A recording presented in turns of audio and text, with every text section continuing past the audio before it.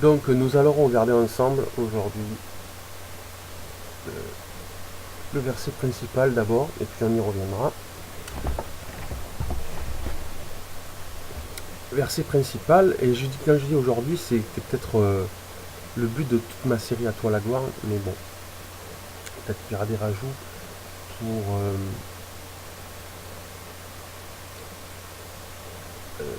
imager ou argumenter tout ce que j'ai dit, mais seulement pour argumenter. Mais voilà. Donc, qu'est-ce qu'on voit là ce verset, à ceci tous connaîtront que vous êtes mes disciples, si vous avez de l'amour les uns pour les autres. Alors on va bien, pour être sûr de ce qui est dit, on va regarder dans le grec. Donc je l'ai fait pour vous, donc vous pouvez y aller sur les top chrétiens ou enseignement.com, même si je ne suis pas d'accord avec beaucoup des choses qu'il dit sur ces sites. Je pense que la Bible est traduite au mieux. Donc à ceci tous connaîtront que vous êtes mes disciples, si vous avez de l'amour les uns pour les autres. Ah, il y a juste avant. On peut voir, je vous donne un commandement nouveau. C'est Jésus qui parle, c'est pas Paul ou quoi. Hein. Là, on est dans Jean 13. Commandement nouveau, aimez-vous les uns les autres, comme je vous ai aimé. Vous aussi, aimez-vous les uns les autres. À ceci, tous connaîtront que vous êtes mes disciples, si vous avez de l'amour les uns pour les autres. C'est le verset 35 qu'on va définir, mais là, en 34, un commandement nouveau. Nouveau, ça veut vraiment dire neuf. Nouveau. À ce qui concerne la forme, bon, la substance, la forme de la substance, bon, c'est nouveau. C'est Jésus qui instaure quelque chose de nouveau.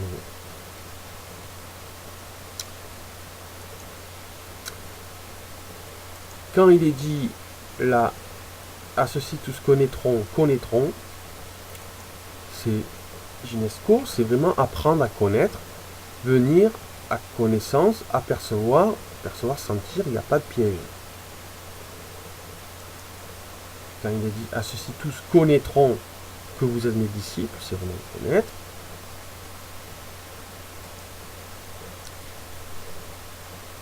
Disciple, vous savez, ça veut dire être enseigné. On le verra après, de toute façon, on verra ce que je dis.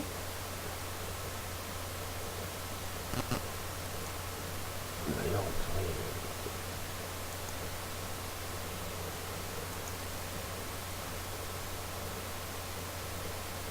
un étudiant, un élève, un disciple. Donc, l'amour des uns pour les autres, là, l'amour, c'est agapé, amour fraternel. Affection, bonne volonté, bienveillance, fête de l'amitié, amour fraternel.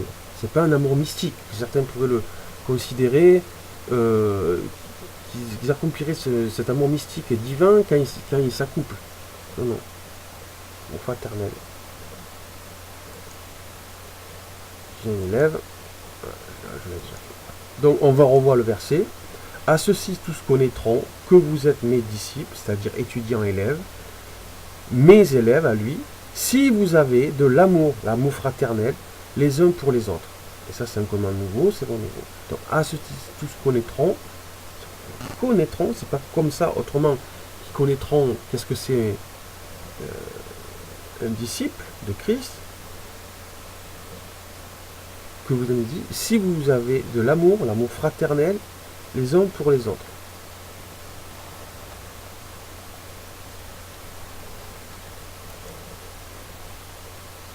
Juste là pour signifier, j'ai pris un verset au hasard pour dire que, de nombreuses fois, on le verra après, le thème du mystère est présent dans le Nouveau Testament. Ce mystère est grand, je le dis par rapport à Christ, et je crois que j'avais vu, là on parle de l'homme et la femme,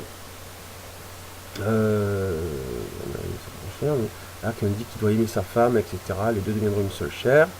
Du reste que chacun de vous aime sa femme comme lui-même et que la femme respecte son mari. On y reviendra là. Donc, signification.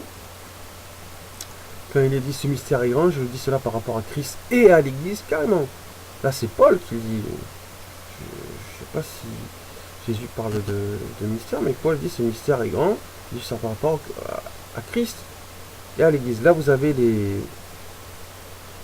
les chapitres et les versets et les endroits où il faut regarder dans la Bible. Donc, Ecclésia, c'est vraiment l'Église de Christ, il n'y a pas de doute, l'ensemble de ceux qui sont bon. Juste cet aspect de bien se rendre compte, cet aspect mystère, c'est dans les évangiles. Il faut d'autant plus, donc quand on a donné sa vie à Christ et être disciple, pas sortir du rang, pas sortir du chemin. C'est-à-dire que ça peut-être nous pousse là, ce que quand il dit c'est grand, c'est aussi, je veux dire, c'est grandiose. Donc, ne pas se réfugier dans une assemblée dogmatique ou qui a dénominative pour se rassurer de faire ce qu'il faut. Non, c'est soi-même qu'on doit être. Dieu seul sonde les cœurs. Eh bien, c'est soi-même qu'il faut rester sur le chemin. Moi, je n'oblige rien à personne. Je dis, si on se dit chrétien, on est chrétien, ça veut dire disciple. On n'est pas le même aujourd'hui qu'on l'était hier et demain, normalement. Mais après, maintenant, je vais laisser le temps. Je ne vais pas moi dire comment on doit évoluer, mais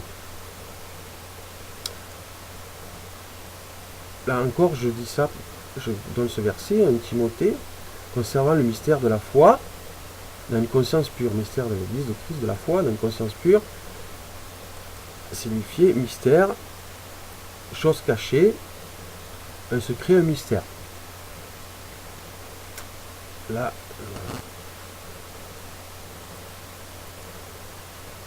ici, il faut suivre ce que je dis. Alors, autre chose, dans Acte 11, verset 26, et l'ayant trouvé, il amena Antioche pendant toute une année se réunir aux assemblées de l'Église, et ils enseignent aux assemblées. Il pas marqué Église. Aux assemblées de l'Église, et ils enseignèrent beaucoup de personnes. Ce fut à Antioche que pour la première fois, les disciples furent appelés chrétiens. Donc qu'est-ce qu'on voit là?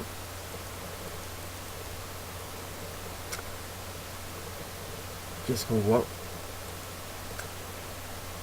Que là, furent appelés, c'est crématizo, faire des transactions, conseiller, recevoir, et à la fin, bon, donner une réponse. Bon, c'est du grec, hein. Et puis, mais vraiment, on peut utiliser ce mot pour dire recevoir un nom, un titre, être appelé. On dit, ah, mais ça va en contradiction. Tu disais chrétien, on peut se dire qu'on a un titre. Chrétien, donc c'est peut-être un peu plus que simple disciple. Non, disciple, on voit que Paul, Pierre, etc. disaient qu'ils avaient affaire qu'ils étaient dans une course comme les autres. C'était d'abord des disciples avant d'être des apôtres, etc., etc. Paul lui-même, etc. le dit. Mais pourquoi là? Donc appelé, et là c'est les gens d'Antioche, les païens, qu'ils appellent chrétiens. Donc la première fois où les disciples de Christ sont appelés chrétiens, c'est par des étrangers, et c'est à l'étranger. Voilà. Là, Antioche, j'ai dit tiens, Antioche, pour savoir un petit peu ce que c'était en Grèce. Hein. Capitale de la Syrie, sur le fleuve d'Orient, qu'on dit par l'honneur de son fondateur, Antiochus. Très bon. De nombreux juifs y vivaient, non, c'est pas une ville grecque, mais de nombreux juifs grecs y vivaient, et c'est là que les disciples de Christ furent appelés pour la première fois chrétiens. Bon. Donc, Antioche, ils furent appelés par les gens de là-bas, pas par des Hébreux ni des chrétiens. Et je rappelle que chrétien, ça veut dire chrétien, un disciple de Christ. Disciple. C'est pas un état nouveau qu'on a. Un disciple, il n'a jamais un état définitif. Hey. À part que, je sais pas, tout disciple est d'abord disciple. C'est bête ce que je dis, il n'est pas apôtre, prophète ou je sais pas quoi. Et s'il se dit apôtre, etc., mais qui n'apprend plus rien de Christ, c'est un faux apôtre, faux prophète, faux pasteur, faux tout ce que tu veux. Ou qui ne rappelle pas aux autres qui c'est d'abord un saint disciple, et qui préfère mettre en avant une quelconque autorité qu'il aurait reçue de Dieu, c'est un faux.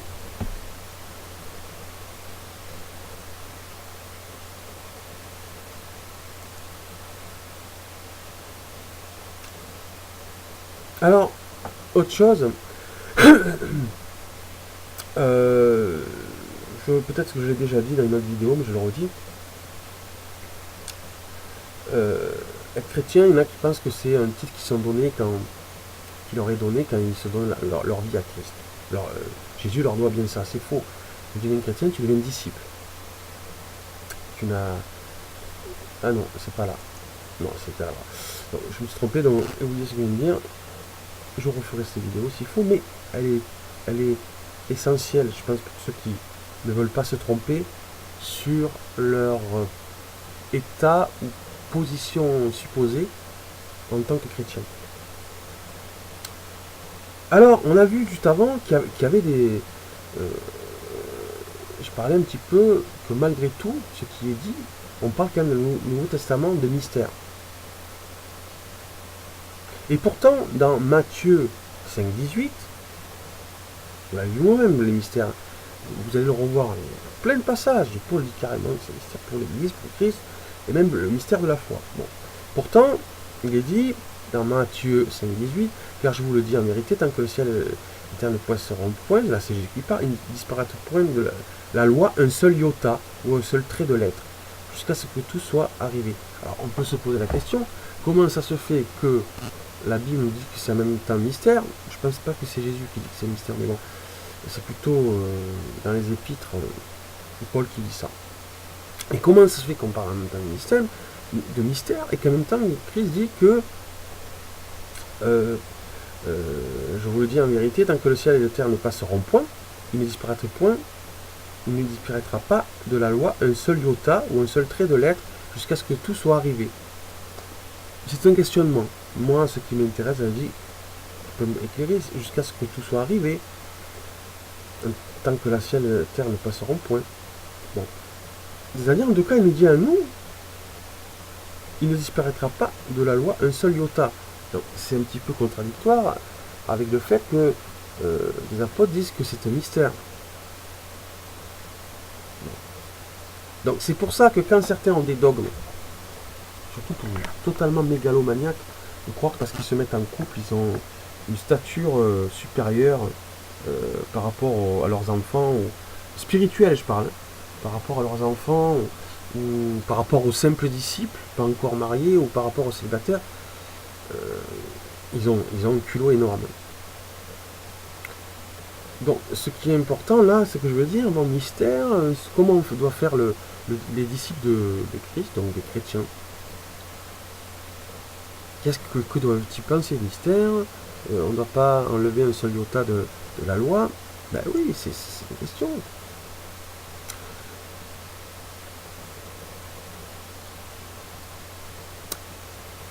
Alors, là, juste une petite définition du Saint-Esprit. J'ai pris un verset au hasard. Il dit, Monsieur le Saint-Esprit, qu'avez-vous cru? Il répondit, nous n'avons même pas entendu. Bon, là, c'est pour l'esprit. Donc, qu'est-ce que ça veut dire esprit en grec? Donc, esprit pneuma, un mouvement de l'air, un petit coup de vent. Mouvement de main, le vent lui-même, haleine des narines ou de la bouche. C'est-à-dire le principe. Bon, suivant. Et saint, ça veut dire chose très sainte, consacrée. Donc, on voit très bien que pas un seul iota de. Ou un seul trait de la lettre ne disparaîtra de la loi. On nous dit qu'on a reçu le Saint-Esprit, mais qu'il est très saint. Donc, est-ce que ça devrait suffire aux chrétiens et de poursuivre son chemin? C'est une question à se poser. Et avant toute chose, il n'y a pas de subterfuge, d'acception de personne ou de moyen de s'extraire de cette face, du fait qu'on doit être disciple personnellement, individuellement, qu'on doit suivre un chemin individuellement. Il n'y a pas de porte de sortie en restant célibataire, en se mariant ou quoi. Non. Alors là,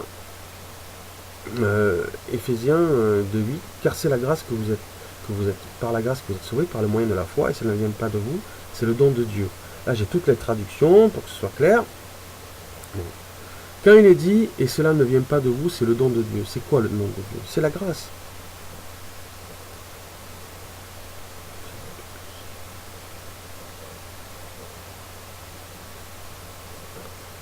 pourquoi je mets ça là? Parce que justement, la Bible parle de mystère, grand mystère, parle aussi qu'un seul trait de la lettre, un seul iota de la loi, un seul trait de lettre de la loi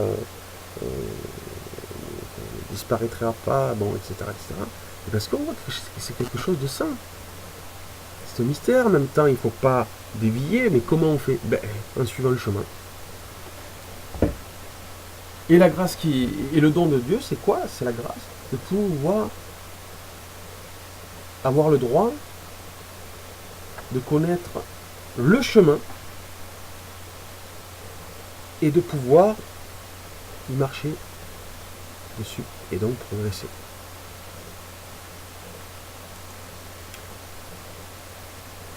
Parce qu'en lui, Romains 1,17, est révélée la justice de Dieu par la foi, et pour la foi, selon qu'il est écrit, le juste vivra par la foi.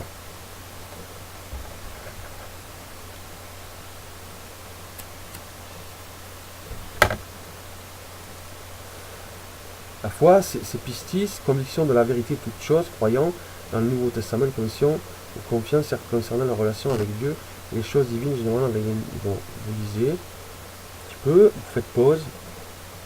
Bon. Conviction de la vérité de toute chose, concernant Dieu, concernant Christ. Confiance de ferveur sainte née de la foi et qui lui sont rejointes. Concernant Dieu, concernant Christ. J'aime bien en bas, il y a marqué fidélité, foi à toute épreuve. Ça, c'est dans le Nouveau Testament, la définition de foi. Je vais aller prendre un texte de l'Ancien Testament qui dit en plus la même chose. Mais le juste vivra par la foi, ça c'est l'Ancien Testament. Romains, Nouveau Testament, le juste vivra par la foi. Donc, en grec, c'est-à-dire dans le Nouveau Testament, vous avez lu un petit peu la définition. Et encore quand même, en second lieu, dans le Nouveau Testament, ça veut dire fidélité pour toute épreuve, conviction de la vérité, toutes choses comme ça. Et dans l'Ancien Testament, Habakkuk, puis dans Romains, aussi son âme s'est enflée, c'est Habakkuk 2, verset 4. Elle n'est pas droite en lui, mais le juste vivra par la foi. Donc c'est le même que dans le Nouveau Testament, le juste vivra par la foi. Là, c'est l'Ancien Testament. Alors, dans l'hébreu, comment on parle de foi? On a vu que c'était pistis. Dans l'Ancien Testament, qu'est-ce qu'il est dit? Fidélité, confiance. Quelque chose de fort, hein.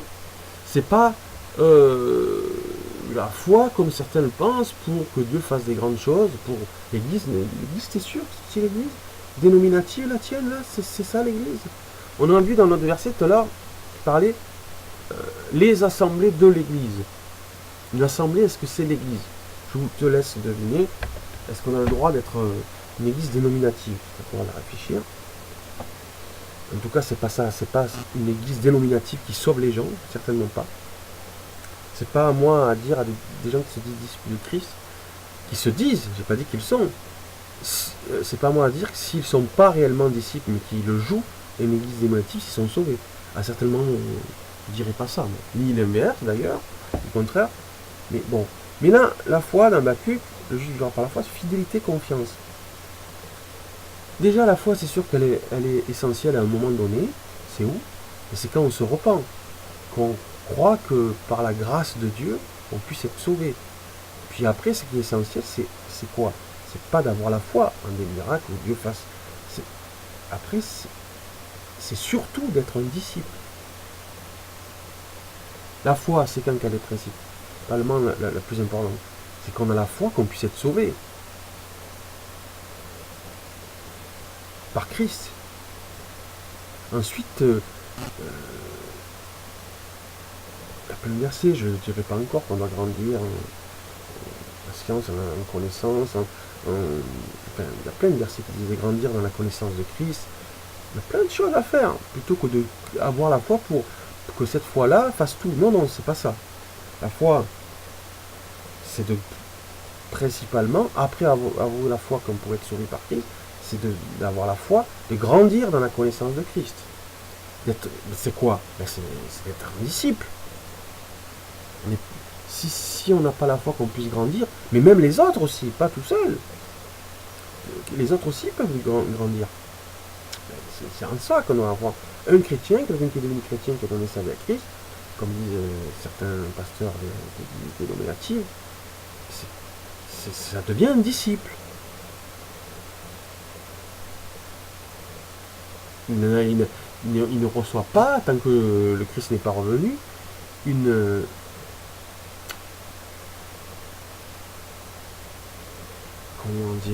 personnalité définitive. D'ailleurs, tant mieux pour lui, parce que ça veut dire qu'il ne pourrait plus grandir. Donc, il n'est pas quelque chose définitivement. Tant que le Christ ne revient pas, c'est quelqu'un qui progresse dans la connaissance de Christ. Mais pas que ça, on voit dans la science, dans l'amour, etc., etc. Vous connaissez tous ces versets, j'en ai déjà parlé. Donc, un disciple n'attend pas que Dieu fasse tout, ou que le Christ fasse tout, ou que le Saint-Esprit fasse tout, même si c'est des versets qui laissent entendre dire que c'est par la faiblesse que l'Esprit, etc. Mais il y a les émotions de disciples aussi. C'est peut-être de l'orgueil d'attendre que Dieu fasse tout. Une relation, ce n'est pas quelqu'un qui attend tout de l'autre. Quelqu'un qui veut vraiment être dans une relation, il a envie de connaître la personne avec qui il est en relation. Et s'il a envie de connaître, plus la personne est formidable et quelqu'un qui a beaucoup de connaissances, etc., ou qui a une personnalité formidable, plus il faudra du temps pour la connaître. Donc, c'est bien la position du disciple qui essaye de connaître Christ et ses enseignements. C'est pas d'avoir la foi pour que tout vienne d'un coup. Par contre, c'est la chose essentielle, même comme c'était marqué déjà dans l'Ancien Testament, fidélité, confiance. Plutôt que d'avoir la foi, quand il est dit, certains feront des choses plus grandes que moi, il est aussi dit, le disciple n'est pas plus grand que le maître. Et il est dit qu'on est appelé à être à la stature parfaite de Christ, etc. Le chrétien, donc le disciple, n'a pas à attendre qu'il y ait des miracles. Il a toujours, de toute manière, quelque chose à faire, c'est de grandir. Voilà. C'est pour ça qu'il y a quelqu'un qui parle de réveil, c'est un petit peu ambigu. Qu'est-ce qu'ils veulent dire par là?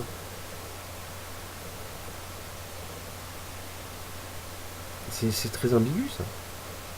Qu'eux sont parfaits et que ils n'ont plus rien à faire, juste attendre que Dieu fasse le reste. J'y crois pas du tout à ça. Non. Alors, Matthieu 16, 17, Jésus reprend la parole et dit: Tu es heureux, Simon, fils de Jonas, car ce ne sont pas la chair et le sang qui t'ont révélé cela, mais c'est mon Père qui est dans les cieux. Alors, certains vont dire: tiens, mais si, mais Dieu fait les choses lui-même. Non, c'est pas ça que ça veut dire, là, dans ce verset. Ça, c'est avant que Christ soit crucifié et mort. Peut-être je le dis dans une autre vidéo déjà. C'est quoi, là, que Dieu a révélé à Pierre? Que Christ est le Fils du Dieu vivant. C'est pas la révélation de Dieu.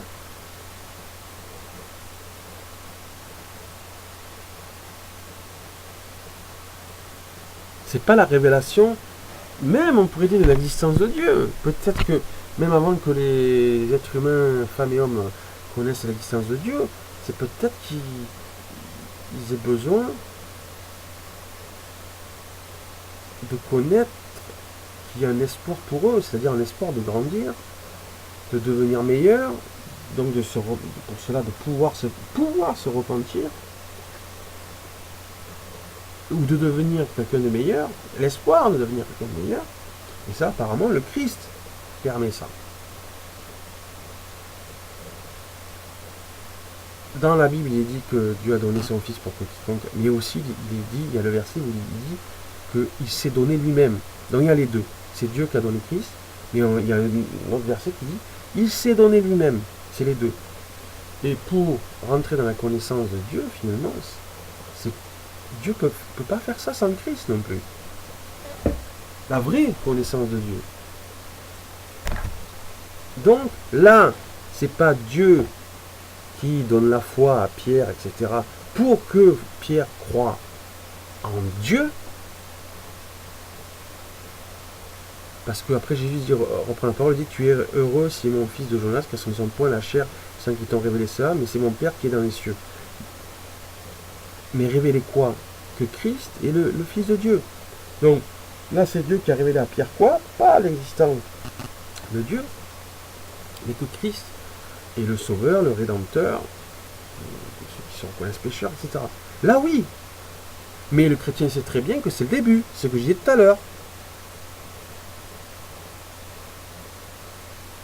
Après, il n'y a pas besoin de chercher des super pouvoirs dans quelqu'un, être humain, femme et homme, dans ce monde.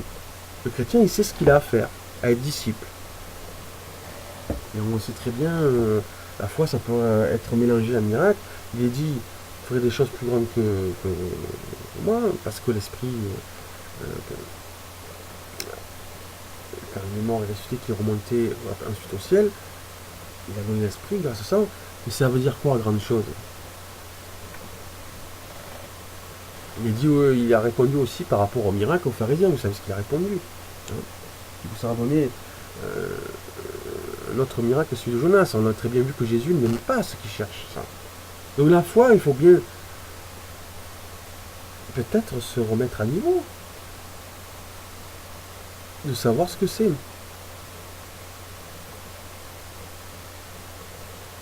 Et de toute manière, la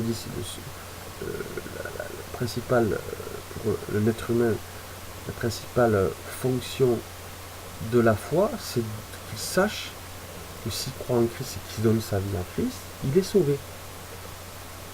Mais, bien sûr, il est sauvé. Mais, bien entendu, il est sauvé et en même temps, ça va ensemble, il peut devenir disciple de Christ.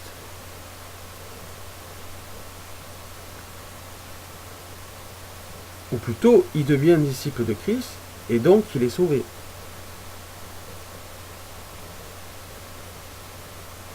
Ça c'est...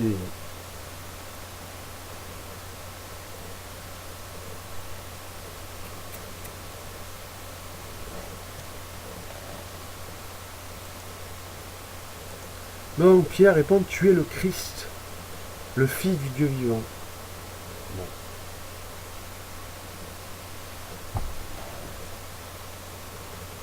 Certains, quand ils deviennent chrétiens, ils croient avoir que Dieu peut ou veut leur donner principalement des pouvoirs pour aller dire. C'est pas du tout ça. Il faut relire la Bible, c'est déjà pour l'utilité commune. Il est dit aussi à un moment donné, vous serez qu'une seule âme. Ils étaient qu'une seule âme, c'est pas une personne particulièrement. C'est pas le problème. Le devenir de quelqu'un qui se repent et qui accepte Christ comme son sauveur, son devenir, c'est pas plus important que ça.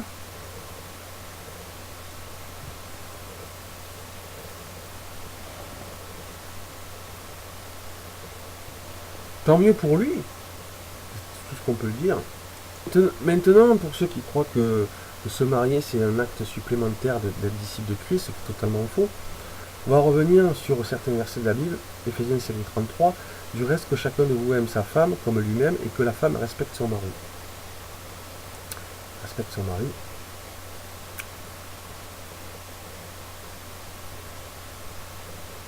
Il y a aussi Éphésiens 5:28, c'est ainsi que les maris doivent aimer leur femme comme leur propre corps, celui qui aime sa femme s'aime lui-même.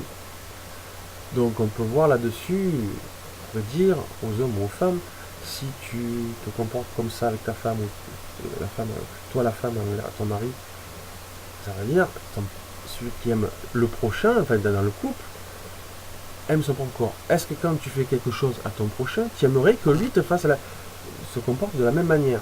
C'est peut-être juste ça à réfléchir. Bon. Parfois. Là, pourquoi je parle de ça? Parce que le fait qu'il est dit dans Éphésiens 5:33 que les hommes doivent aimer les femmes comme eux-mêmes, et qu'il y a une petite différence, que la femme respecte son mari, beaucoup dans les églises, dans les assemblées dites chrétiennes, croient qu'il y a sur ce point-là, deux rôles différents. Je ne parle pas de l'homme et de la femme dans leur famille. Je parle sur ce point-là, il y a deux hommes différents. L'homme qui doit aimer sa femme comme lui-même et la femme qui respecte son mari. C'est une erreur. C'est une erreur. La femme doit aussi aimer son mari comme elle-même. Il y a d'autres versets qui dit le corps de l'un, le corps de la femme appartient au mari, le corps du mari appartient à la femme. La femme doit obéir à son mari, mais le mari doit aimer la femme comme Christ a aimé l'Église. Effectivement, contrairement à ce qu'on a pu croire, il est plus facile d'obéir à un être humain qui n'est pas trop méchant envers toi que d'aimer quelqu'un comme Christ, c'est-à-dire accepter que ta femme te crache dessus, te mette une couronne d'épines, etc. Il fallait réfléchir 2 secondes, bien sûr. Donc, si des hommes me disent non, moi, je préfère être un homme parce que mon partenaire dans le couple, c'est-à-dire ma femme, doit me respecter. Moi, je dois l'aimer, mais bon, je l'aimerais, oui. Oui, mais c'est comme Christ. Il a accepté qu'elle te mette sur la croix, qu'elle te mette une couronne d'épines, etc. Donc, il n'y a pas un rôle avantageux, en réalité, dans le couple. Et d'ailleurs, ce que je disais tout à l'heure, que bien sûr que la femme aussi doit aimer son mari, on le voit dans Tite. Tite 2, dans le but d'apprendre aux jeunes femmes à aimer leur mari et leurs enfants. Bon, voilà. L'incident est court, je dis l'incident est court parce que vraiment... Bon, il y a un verset qui dit ça. Hein, on dit aimer. Et alors, la signification du mot aimer, là, dans Tite, c'est amour de son mari, qui vient de philos. Philos, ça va venir. Ami, être lié d'amitié avec quelqu'un, lui vouloir du bien. Et premièrement, un ami, un associé. Voilà. Et quand on a un ami, un associé, on lui on dit pas un ami, un associé, tu me dois, toi, plus quelque chose que moi je te dois. Mais non. Je pense pas. Enfin, ça dépend comment vous voyez la chose. Mais je crois pas, moi.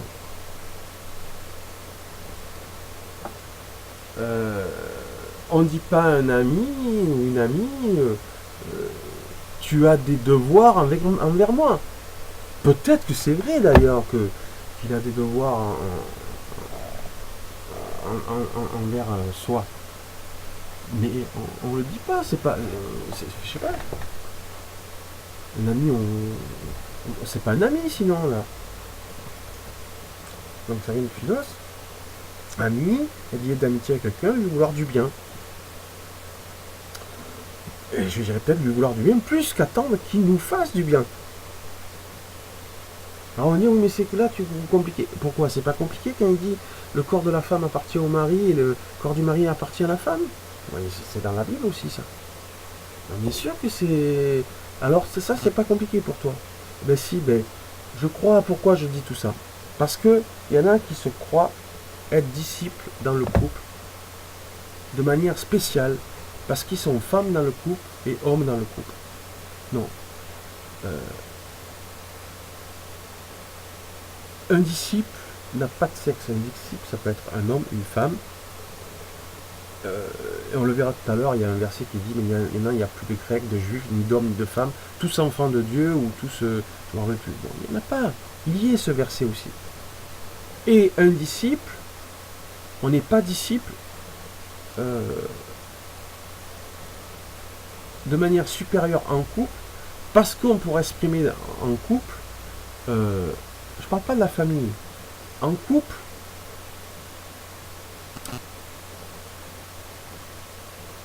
une spiritualité supérieure en tant que mari et ou en tant que femme. Non, un disciple c'est un disciple. Et la preuve là, c'est qu'on parle d'aimer son mari, c'est être lié d'amitié à quelqu'un, on ne parle pas de sexe. Parce que ça va très loin. Il y en a dans les sociétés comme en France ou ailleurs, qui prétendent que les couples mariés, pendant 30 ans, ça dure, ne peuvent pas être amis. Il ne faut pas se marier avec son meilleur ami. parce que sexuellement, attendez, ça sera morne. Ouais, c'est même des psys qui parlaient comme ça, des sexologues. Moi, je prétendais le contraire. Et maintenant, depuis 3-4 ans, il y en a beaucoup qui disent comme moi, que depuis, ça a duré des années, que non, c'est pas mal de se marier avec son meilleur ami. Non, pour eux, avant, c'était le meilleur ami, il faut le garder comme confident, comme ami, et certainement pas se marier avec. Parce qu'il faut expérimenter pour eux la sexualité dans tous les sens, dans tous les trucs. Je dis pas qu'il faut pas le faire, faites ce que vous voulez, c'est pas. Mais je dis, c'est pas moi qui dis qu'il faut faire ça ou pas ça, c'est qu'on disait qu'il fallait pas faire ça. Ok? Moi je dis pas ce qu'il faut faire ou pas faire. Et du moment qu'on dit ça c'est pas bon, et que je pense que c'est pas vrai, ben non, donc la femme qui est. Voilà. Voilà. Pourquoi je dis ça? Parce que avant, il y a ce verset qui dit du reste que chacun aime sa femme comme lui-même et que la femme respecte son mari.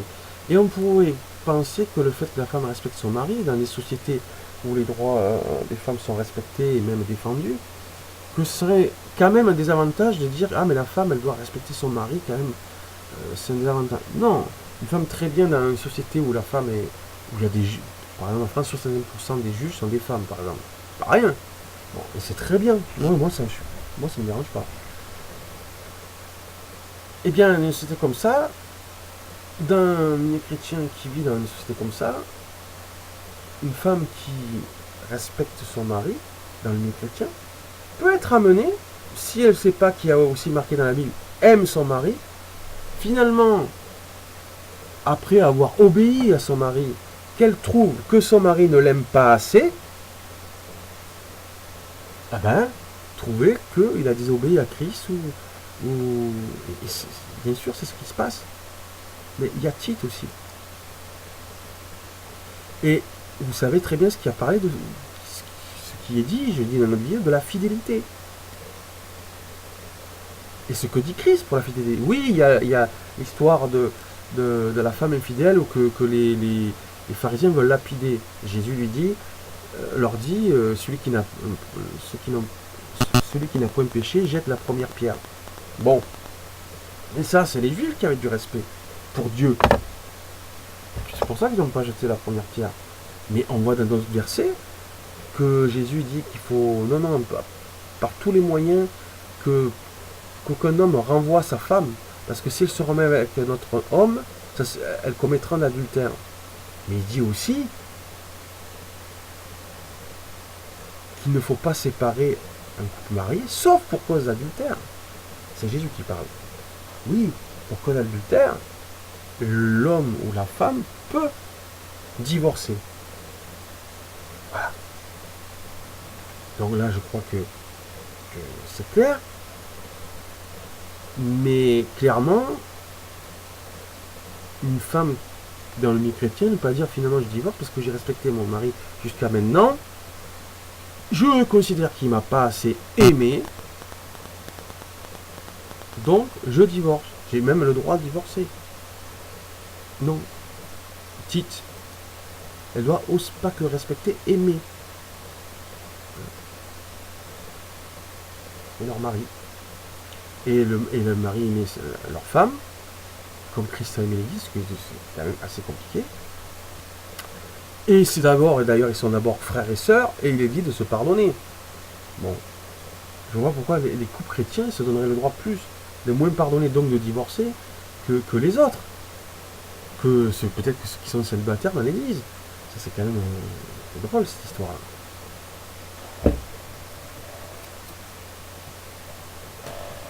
Donc l'affaire est close.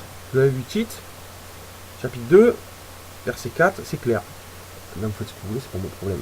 Qu'on ne vienne pas prétendre des choses. Il ne faut pas inventer des trucs. Il n'y a pas, entre l'homme et la femme, il y a plus d'hommes. Vous connaissez le verset, il n'y a plus de Grecs, de Juifs, ni de femmes, ni d'hommes. Je crois que c'est plus tous enfants de Dieu, ou tous, peut-être pas enfants de Dieu, mais c'est comme ça. Bon. Alors maintenant, les hommes peuvent en vouloir, je sais pas, je dis pas qu'ils peuvent en vouloir à Dieu. Je dis, mais il peut arriver qu'il y ait des hommes en veulent à Dieu parce qu'ils sont des hommes. Il peut arriver que des femmes en veulent à Dieu, et j'en ai rencontré plein, quand j'ai discuté sérieusement, pas en Dieu, mais en tout cas envers la vie, quand elles ne sont pas chrétiens, en vouloir à Dieu d'être des femmes. Oui, mais en tant que chrétien, ça ne rentre pas en considération, que ce soit pour les hommes ou pour les femmes. Tu n'as pas le droit plus d'en vouloir à Dieu en tant que femme, et donc attendre comme compensation quelque chose de ton homme, de ton mari. Tu n'as pas, et pareillement pour l'homme, d'attendre quelque chose de sa femme, parce que d'un côté tu es une femme, et d'un côté tu es un homme. Non, non, non, non.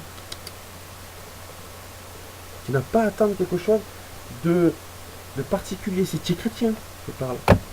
Tu n'as pas à attendre quelque chose de particulier. D'ailleurs, moi je t'oblige pas à être chrétien non plus. Ou t'annoncer comme chrétien dans la société où tu vis. Ça, ton problème. Pas le mien.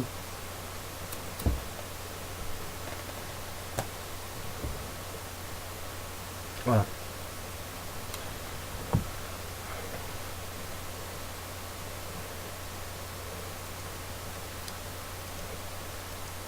Alors, il y en a un certain ami chrétien, maintenant, qui parle de sauver des âmes. J'ai cherché dans le Nouveau Testament, j'ai pas trouvé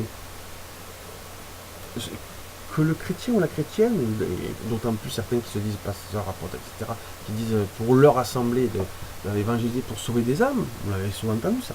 J'ai pas trouvé ça dans le Nouveau Testament. Je connais le verset qui dit allez dans toutes les nations à peu près bon, ben, on va le voir.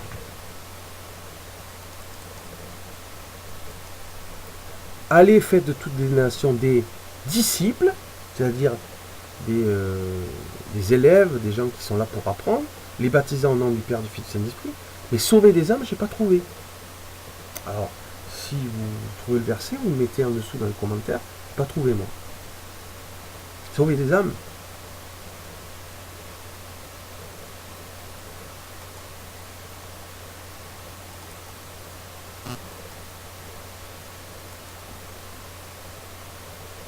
Donc, je n'ai pas trouvé.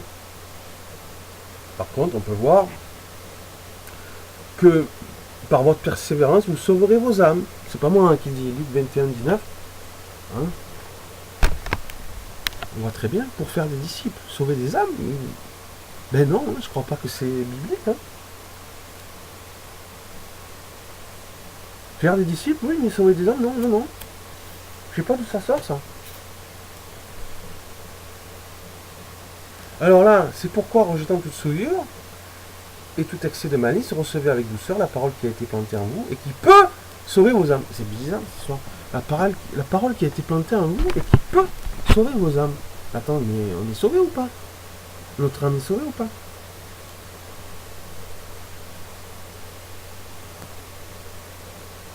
Mais ça, ça ne me regarde pas. Ça ne me regarde pas ce que Dieu veut pour vous ou ne veut pas. Est-ce que c'est important qu'il veuille lui ou ce que vous voulez vous? Moi, je pense que c'est plutôt important ce qu'il veut lui. Bon. Mais que des gens qui deviennent chrétiens se deviennent des Goldorak et puis se remettent comme par... Je ne vois pas. Hein. Faites-moi signe, faites-moi un commentaire en dessous où c'est exactement marqué ça. Faire des disciples comme quelqu'un qui se dit quoi que ce soit, Goldorak, apôtre, Superman, prophète, ou je sais pas quoi. C'est avant tout un disciple. Très bien Paul, faire sa course jusqu'au bout, parce que, bon, on verra plus tard, à quoi servirait-il quelqu'un qui gagne le monde s'il perd son âme.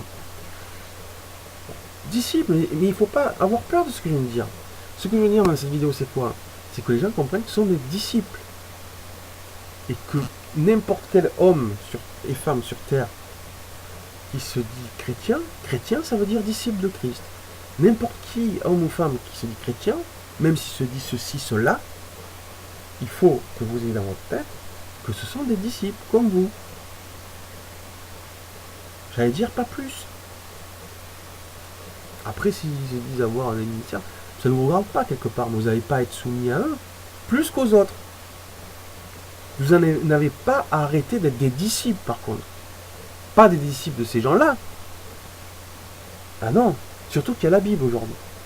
Et tous disent que c'est la parole de Dieu. Donc, évidemment, vous avez l'outil dans les mains de faire ce qu'il y a à faire. C'est-à-dire d'être des disciples. Pas les disciples de qui que ce soit. Donc sauvez les âmes. Tiens donc. Après, certains vont croire que si on va contre eux, on les empêchera de sauver des âmes. Donc peut-être que notre âme, puisqu'on empêche de sauver des âmes, pourquoi notre âme serait sauvée si on les critique un peu? Je ne suis pas là pour critiquer, parce que critiquer, ça veut dire, normalement, autant dire des choses bonnes, enfin, des choses positives que négatives. Donc, je ne sais pas qu'il faut critiquer, pas du tout, c'est votre problème.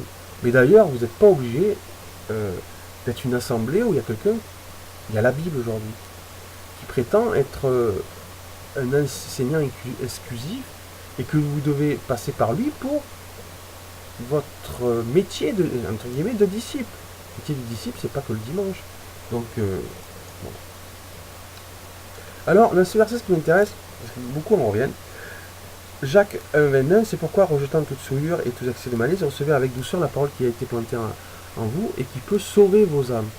Vous avez vu, hein, c'est pas moi, hein, vous avez lu avec moi, vous avez votre Bible, vous vérifiez, bon, il peut sauver vos âmes. C'est pas un pasteur d'assemblée ou quoi qui, même si vous dit, mais si, tu es sauvé, etc.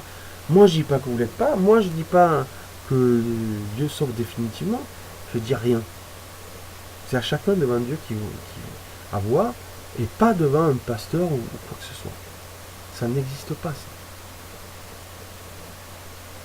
Mais vous allez comprendre un peu plus pourquoi après. Donc, juste pour revenir là en passant à Jacques 21, quand il est dit, c'est pourquoi rejetant toute souillure et tout excès de malice. Malice, c'est malignité, malice, mauvais vouloir. Mauvais vouloir. Est-ce qu'une église dénominative, c'est pas être un mauvais vouloir? Moi, je crois que oui. Désir de nuire à, méchanceté, dépravation, méchanceté qui n'a pas honte d'enfreindre la loi, mal, malheur. C'est plutôt mal que dépravation. Malignité, malice, mauvais vouloir, désir de nuire à. C'est pas forcément d'aller regarder le côté, le mec, comme on voit beaucoup d'amis chrétiens, c'est parce qu'ils sont mariés, ils ont des enfants qui sont totalement mégalomaniaques et perdus. Vous allez le voir tout à l'heure. Ils sont perdus, ces gens qui passent comme ça, bien sûr. C'est être mauvais. Désir de nuire à. Quelqu'un qui se sent supérieur dans une assemblée envers quelqu'un qui n'a pas le même statut social, c'est-à-dire marié, veuve, célibataire. Il a un statut et on regarde l'autre, ça n'existe pas, il n'y a pas de statut supérieur. Donc, malignité, méchanceté, et souillure, ça, rendre sale, immonde, souillé, déshonoré. Racine de ce mot, là c'est souillure, ou paria. Qu'une seule fois, c'est dans ce verset, on le voit là. Racine, être sale, devenir immonde, obscène. Métaphoriquement, être souillé par l'iniquité. La racine encore, on va aller plus loin.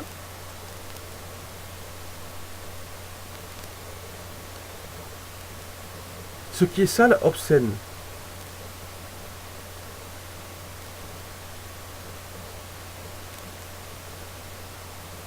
Sale, obscène.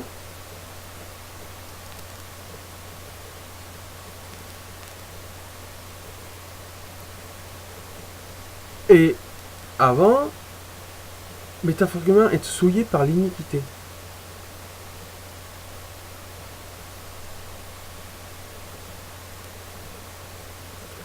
Ah oui, c'est ça que je voulais montrer. Voilà.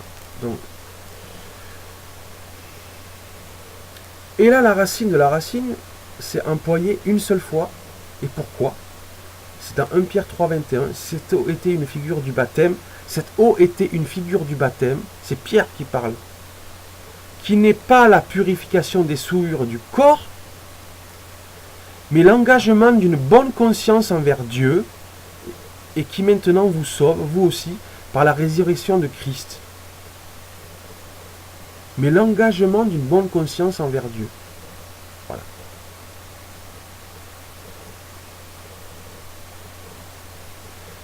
cette eau était une figure du baptême qui n'est pas la purification des souillures du corps, mais l'engagement d'une bonne conscience envers Dieu. Je dis ça comme ça. Il y en a qui essayent de se défausser de leur mauvais caractère, etc. Ce qui est intérieur, ce qui est ça, le moment où Jésus le dit, par rapport à ceux qui... Mais je ne dis pas que l'un est...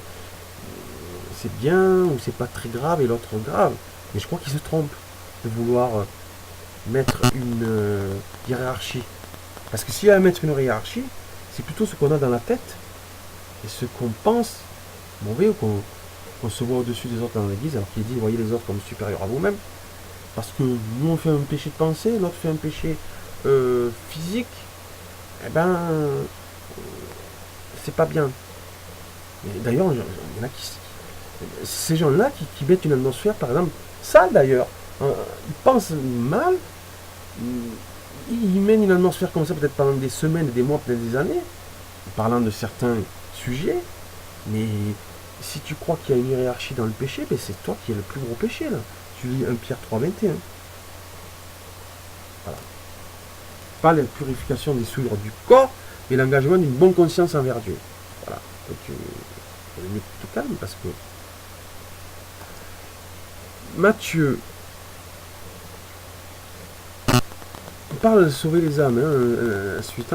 Matthieu, juste Matthieu. Alors Jésus parla à la foule, à ses disciples, dit, le scribe et les pharisiens sont assis dans la chair de Moïse, faites donc et observez tout ce qu'ils vous disent, mais n'agissez pas selon leur œuvre, car ils disent et ne font pas. Ils lisent les fardeaux pesants et les mettent sur les épaules des hommes, mais ils ne veulent pas remuer du doigt, les remuer du doigt. Ils font toute leur action pour être vus des hommes, ainsi ils portent de larges phylactères. Là, ils n'ont pas l'air souillés, là, physiquement, matériellement. Ils portent de larges phylactères et ils ont de longues franges à leurs vêtements. Ils aiment les premières places dans les festins et les premiers sièges dans les synagogues. Bien sûr qu'il y a une parabole qui dit que quand l'époux reviendra, qu'il faudrait avoir beaux vêtements et que celui qui vient souiller à un moment donné est jeté dehors. Mais là, c'est une parabole, c'est c'est pour un moment précis. Mais en tout cas, maintenant, ceux qui croient que par les apparences, ou belle apparence matérielle ou physique, peuvent avoir des mauvaises pensées, ou pas des mauvaises pensées d'ailleurs plus que les autres, c'est pas ça que je veux dire.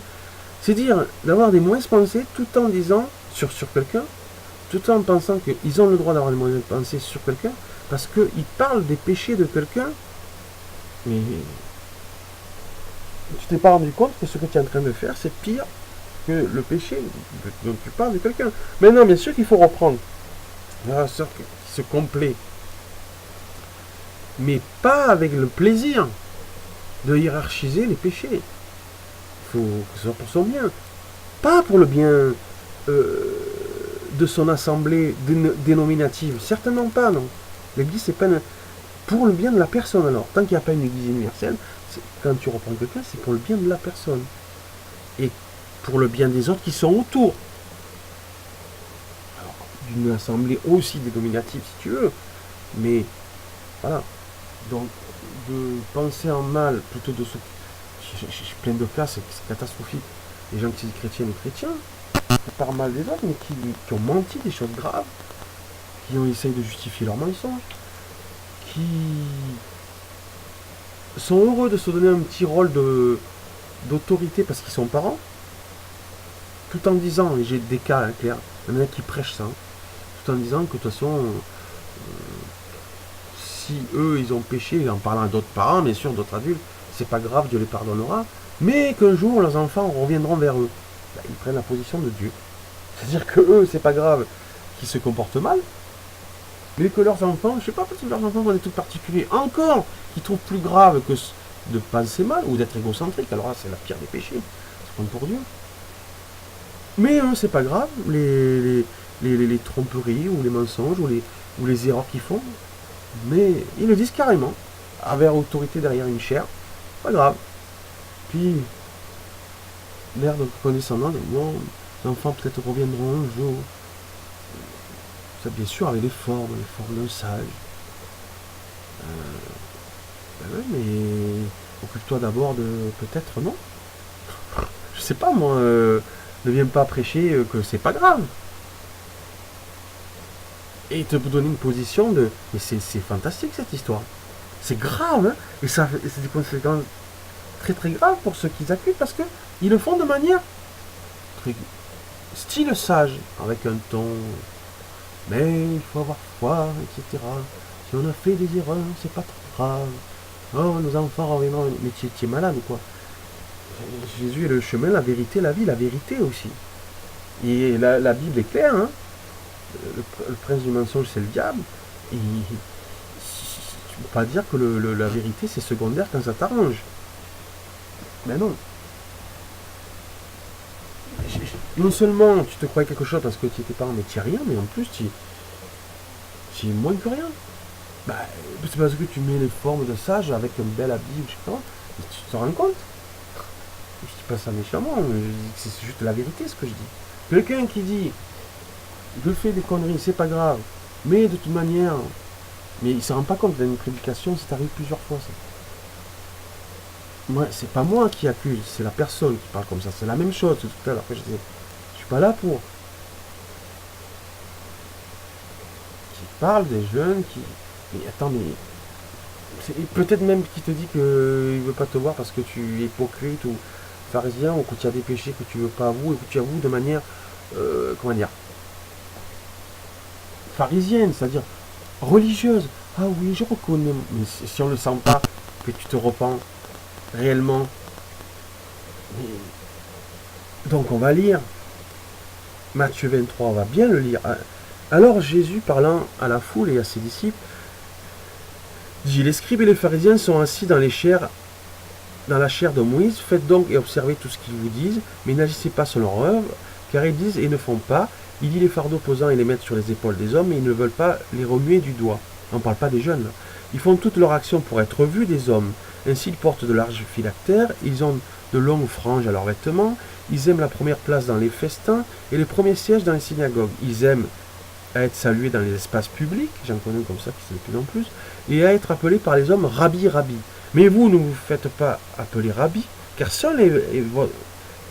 un seul est votre maître, et vous êtes tous frères. Putain. Ah, moi je dis, putain, il faut en revenir à un Christ. À ce que dit, même dans les évangiles, dans le Nouveau Testament, il faut en revenir. Il faut en revenir. Lui, si on croit en Christ et on sait que c'est l'alpha ou l'oméga, etc., qu'est-ce qu'il dit? Car un seul est votre maître, moi. Non, il dit pas ça. Car un seul est votre maître, et vous êtes tous frères.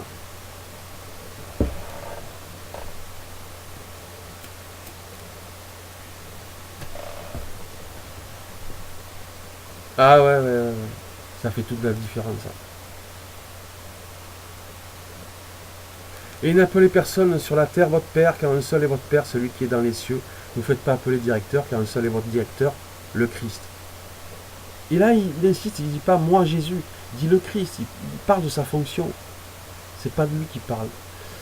Le plus grand parmi vous sera votre serviteur, quiconque s'élèvera sera baissé, quiconque s'abaissera sera élevé. Malheur à vous, scribes et pharisiens hypocrites, parce que vous fermez aux hommes le royaume des cieux. Attends, les pharisiens, ils disent ça, ceux qui ont des beaux habits, qui parlent de manière, pas ingénue, j'allais dire, mais de manière pas cultivée, savante. Attends, parle ça à eux. Vous n'y rentrerez pas vous-même, et vous ne laissez pas entrer ceux qui veulent entrer. Le royaume des cieux, oh mince, non, si. Malheur à vous, scribes et pharisiens hypocrites, parce que vous dévorez les maisons des veuves et que vous faites pour l'apparence de longues prières. À cause de cela, vous serez jugés plus sévèrement. Ah mince, on joue aux chrétiens, c'est-à-dire on se donne apparence, jugés plus sévèrement.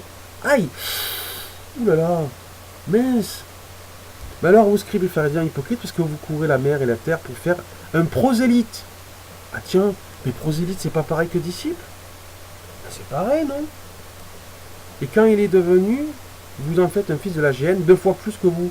Ah, mais attends, quelqu'un qui est pharisien et qui amène quelqu'un à Dieu, parce que c'est le même Dieu que le Dieu de Jésus, leur Dieu. Vous en faites un fils de la géhenne 2 fois plus que vous. Un fils de la géhenne, mais attends, ils font de leur mieux. Quand même, ils représentent... c'était les pasteurs de l'époque, ou apôtres, prophètes, mais quand même encore plus que même les païens. Non. Alors que veut dire prosélyte? On va dire c'est pareil que faire des chrétiens. Prosélyte, ça veut dire nouveau venu. Un étranger, un prosélyte, celui qui vient d'une religion, d'une autre religion au judaïsme.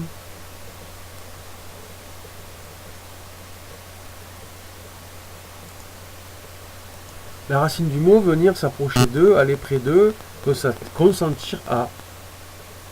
Donc on voit dans la traduction Strong, le rabbin considéré de catégorie de prosélytes, les prosélytes de la justice qui adhéraient à la circoncision, au baptême, offrant des sacrifices, pratiquaient le judaïsme intégral. Les prosélytes de la porte ont avancé, suivaient les préceptes de Noé, mais ne soumettaient pas à la circoncision. Bon, on peut très bien dire que, bien entendu, dans des églises démonitives, certains consentent au baptême, etc., etc. On voit que c'est pas le baptême qui sauve. Le Nouveau Testament le dit lui-même à un moment donné. C'est pas le baptême. Il faut le faire si on respecte Christ, puisqu'il nous l'a demandé. Mais c'est pas ça qui sauve. C'est pas en faisant, ou en étant nouveau venu d'un club, ou ceux qui se disent églises, qui sont des assemblées, en évangélisant font des nouveaux venus, qu'ils ont fait des disciples.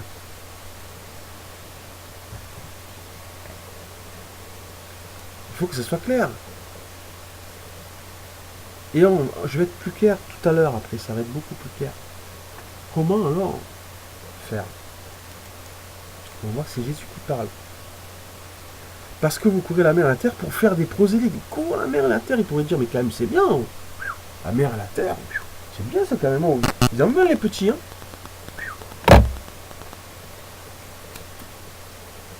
GN, plus que les païens. Ah mince. Bon, après on peut lire le reste aussi. C'est très intéressant que tous les subterfuges d'adorer l'or du temple, d'adorer les offrandes, non, c'est l'autel qui est le plus important.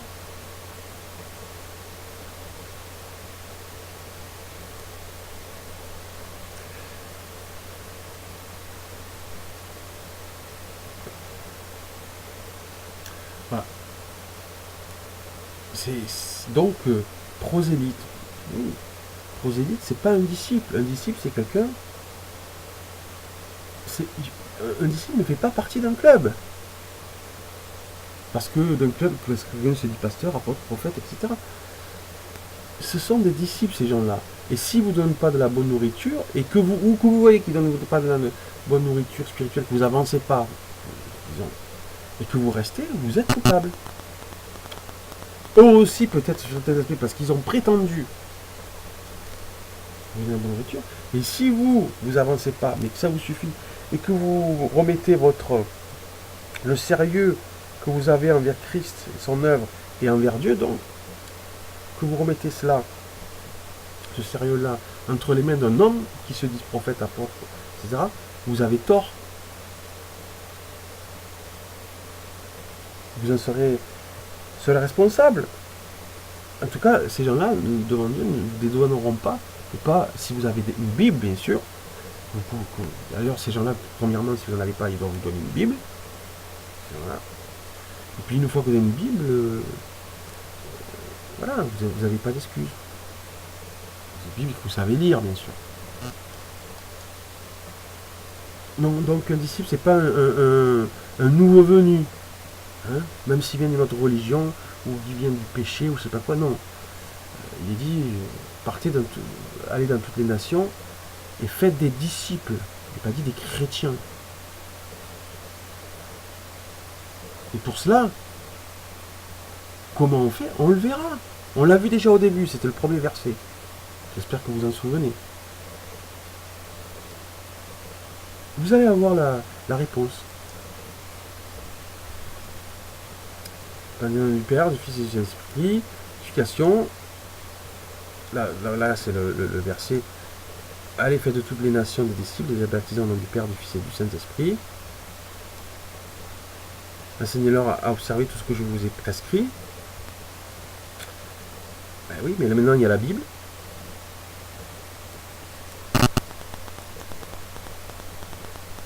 Donc,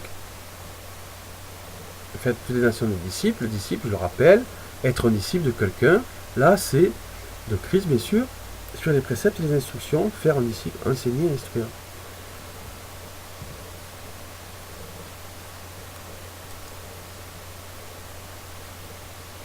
Luc, le disciple n'est pas plus grand que le maître, mais tout disciple accompli sera comme son maître. Donc là, c'était juste pour encore signifier ce que c'est un disciple.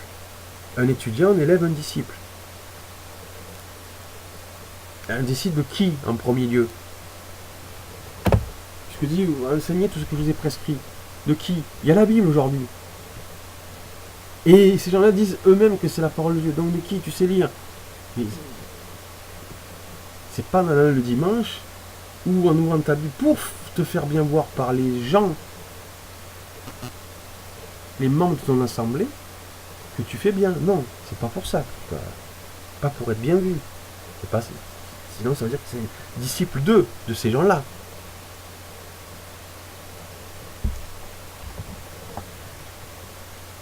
Et même pas pour confirmer des pseudo-principes dénominationnels.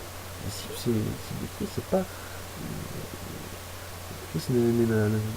J'allais dire, est-ce que c'est la peine de le dire, là, il n'a pas de dénomination. Hein. C'est pas partie d'une dénomination, bon, ça me ridicule, quoi. Bon. Alors, là, je reviens juste en passant.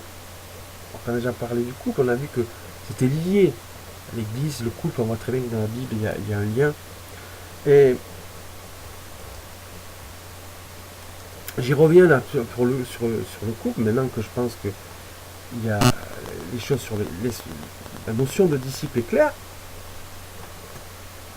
Parce que peut-être dans le milieu chrétien, c'est dans le milieu du couple que c'est peut-être le moins clair. Je dis peut-être.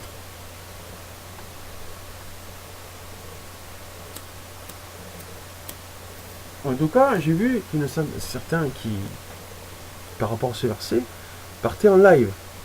Au lieu de vouloir être disciples eux-mêmes, voulaient sanctifier ou sauver les autres en se mariant avec des non-croyants, à cause de ce verset. Alors là, c'est 1 Corinthiens 7, 14, non, 1 Corinthiens 7, 12, aux autres, c'est si ton frère a une femme non-croyante, qu'elle consente à habiter avec lui, qu'il ne la répudie point. Là, c'est par hasard, si on évangélise, ils annonçaient la bonne nouvelle, il y a quelqu'un qui est en couple, il y en a un qui se convertit, l'autre pas. Ou l'autre n'a pas entendu la bonne nouvelle, donc il n'est pas converti. Là, Paul dit, qu'est-ce qui se passe?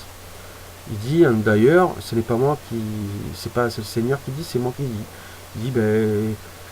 pour moi, si un frère est non-croyant et qu'elle consente à habiter avec lui, qu'il ne la répudie point. Si un frère a une femme non-croyante, si une femme a un mari non-croyant qui consente à habiter avec elle, qu'elle ne répudie point son mari. D'ailleurs, on le voit là que une femme peut répudier son mari. Elle est déjà à l'époque. Enfin, c'est quoi pour le chrétien? Car le mari non-croyant est sanctifié par la femme et la femme non-croyante est sanctifiée par le frère. Alors là, car le mari non-croyant est sanctifié par la femme et la femme non-croyante est sanctifiée par la femme, certains croyaient, mais tiens, je suis devenu chrétienne, ouais, super, je vais me marier avec un non-croyant. Après, j'amènerai plus tard à Christ. Et de toute manière, je sanctifie. J'aurais servi ça dans la vie. Non, c'est pas être disciple de Christ, ça. Parce que c'est pas normal de se marier avec des gens, avec quelqu'un qui a des valeurs mauvaises ou des valeurs malsaines ou contraires aux tiennes. Mais non, c'est pas normal. Je parle pas de façon de voir la vie, comment dire, de voir un système politique, de voir le système fonctionnement politique pour sa nation, pour sa société différente. Je parle de valeurs profondes, de base. Comment tu vas aller te marier avec quelqu'un pour le sanctifier? Et certains croient pour le sauver. Non, non, sois disciple. Et ne fais pas ça. Parce que là, il est dit quoi? Et je l'ai dit plusieurs fois. D'accord? Verset 15, si le non-croyant se sépare, qu'il se sépare, le frère ou la sœur ne sont pas... non, il est dit, car le mari du non-croyant est sanctifié par la femme, et la femme non-croyante est sanctifiée par le frère, autrement vos enfants seraient impurs. C'est pour les enfants qu'il y a eu ce verset. Mais là, ils sont sans. C'est pas pour que... Voilà. Disciple, ces femmes, disciple. Cherche pas de rendre par force ou par le sexe quelqu'un qui n'est pas croyant encore. faut se ici. Non mais voilà, c'est enfin, bon, c'est démentiel. Alors Galates, je vais pas dire de quoi dire le plus. Galates 3:28. Oui, pour ça, avant là le verset sanctifie. Non, non, c'est de la disciple. Fais gaffe. C'est aucune église dénominative qui pourra te dire si tu vas en enfer au paradis. Aucune. Personne, aucun être humain pourra te le dire. Ni moi te dire que tu n'iras pas au paradis. Personne ne peut te le dire. Conviction personnelle, c'est... Voilà. Est-ce que quelqu'un qui a donné sa vie à Christ, qui ne veut pas être disciple de Christ, va au paradis? Je ne sais pas. Et je ne veux pas savoir. C'est ton problème. Mais ne me dis pas que oui. Paradis. Mais ça ne me regarde pas. Moi, je fais une vidéo là, etc. Et puis, chacun fait ce qu'il veut. Mais moi, je te dirai pas ça. Hein. Non, non, non, non, non, non. Galates 3:28. Il n'y a plus de ni juif, ni grec, ni plus esclave, ni libre, ni plus femme, ni homme, car vous êtes tous un en Jésus-Christ. Voilà. Donc,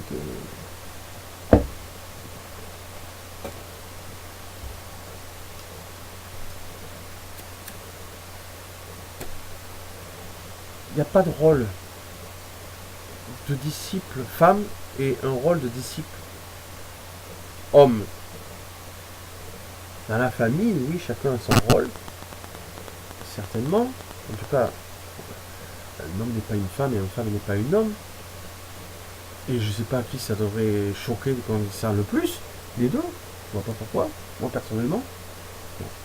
Alors je reviens sur le mystère, si vous voulez voir le Testament, ou le mystère, on peut essayer de marquer beaucoup, hein. Beaucoup de passages qui parlent de mystère, comme on parlait tout à l'heure. Le mystère, vous voyez... Je dis pas que c'est parce que c'est un mystère qu'on va faire ce qu'on veut, non. Puis au contraire, il faut peut-être justement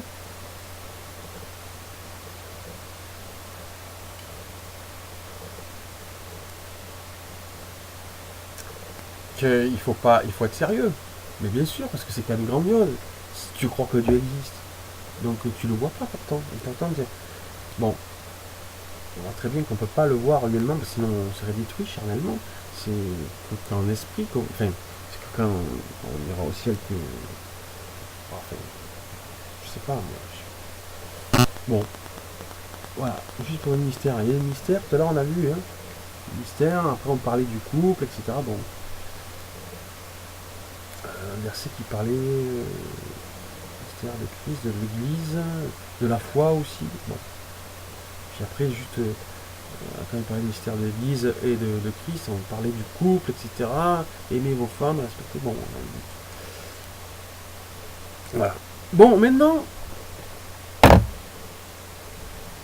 je rappelle que là, il y a eu plusieurs étapes, et que là, on était sur les gens qui disent qu'ils sont là pour sauver des âmes. Femmes et hommes, hein. De manière... certains emploient, pour cela, croient employer des... Enfin, c'est même pas employer des méthodes, parce qu'ils font rien, en fait. Ils font n'importe quoi, ils n'amènent pas à Christ, d'ailleurs. Ils peuvent employer des méthodes, comme on a vu, là, parce qu'ils croient sanctifier un païen, de se coucher avec, quoi, se marier, dire qu'il sera chrétien après. C'est démentiel. On a vu le mystère.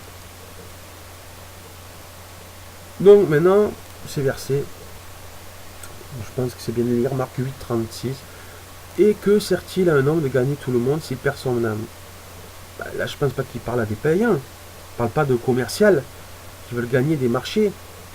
Il me semble qu'il parle de croyants. Que serait-il à un homme de gagner tout le monde s'il se détruisait ou se perdait lui-même? Tiens, c'est étonnant. Et que servirait-il Matthieu 16, 26, un homme de gagner tout le monde s'il perdait son âme, et que donnerait un homme en échange de son âme? Qu'est-ce que tu demandes? Donc là, j'ai pas envie de faire commentaire. Je dis que ces versets existent. Ces versets existent. Et maintenant, on en vient à mon explication que j'ai dit tout à l'heure. On partait du verset premier. À ceci, tous connaîtront que vous êtes mes disciples si vous avez de l'amour les uns pour les autres. C'était le premier verset que j'ai cité dans cette vidéo. j'ai traduit le mot connaître, c'est bon connaître. Au départ, le mot disciple et le mot amour, amour fraternel. Amitié, pas amour mystique. Enfin, sauf si on considère que la fraternité, l'amour fraternel, c'est pour l'être humain la chose la plus spirituelle. Parce que, voilà, je parle pas de moi là, forcément, mais tous connaîtront que vous êtes mes disciples, donc c'est le premier verset. Voilà, on en revient là. Mais avant ça, allez, faites de toutes les nations des disciples, les baptisant au nom du Père, du Fils et du Saint-Esprit. Et donc, le but de cette vidéo, c'est pour dire déjà que Jésus dit de faire des disciples, pas des chrétiens. Oui, chrétien, ça veut dire disciple. Donc là, oui, dans ce sens, si tu comprends ça comme disciple, c'est-à-dire quelqu'un qui est sur un chemin, amener les gens à être sur un chemin. Oui, pas dire que même si la personne se repense et baptisée, elle est disciple encore. Elle n'a pas un statut.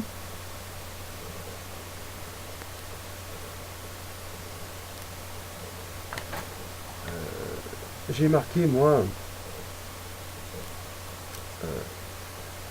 disciple, et si vous connaissez que vous êtes mes disciples, si vous avez de l'amour les uns pour les autres. Principal quoi? Si vous avez de l'amour les uns pour les autres. Donc la question c'est, surtout dans les endroits où Christ a déjà été nommé, annoncé. Comment tu prétends, même en faisant des campagnes d'évangélisation, pouvoir faire des disciples, pas des membres, comme on l'a vu tout à l'heure, d'être prosélytes, faire des nouveaux membres, des nouveaux venus dans une assemblée, mais des disciples. Quand tu évangélises, c'est pour faire des disciples, pas des nouveaux membres. Parce que là, en tout cas, ce qu'il dit aux Juifs, ça amènera les gens en enfer. Bon, on va le voir encore.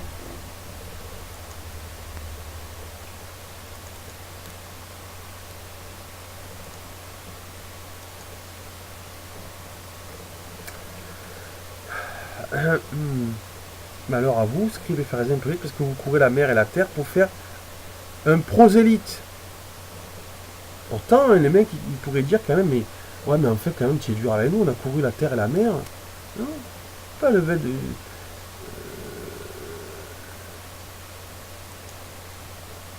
Un prosélyte, c'est quoi? Un nouveau venu. Ah bon? C'est ça que Dieu, par le Christ, veut? Ben apparemment non. C'est pas non plus quelqu'un qui se nommera chrétien que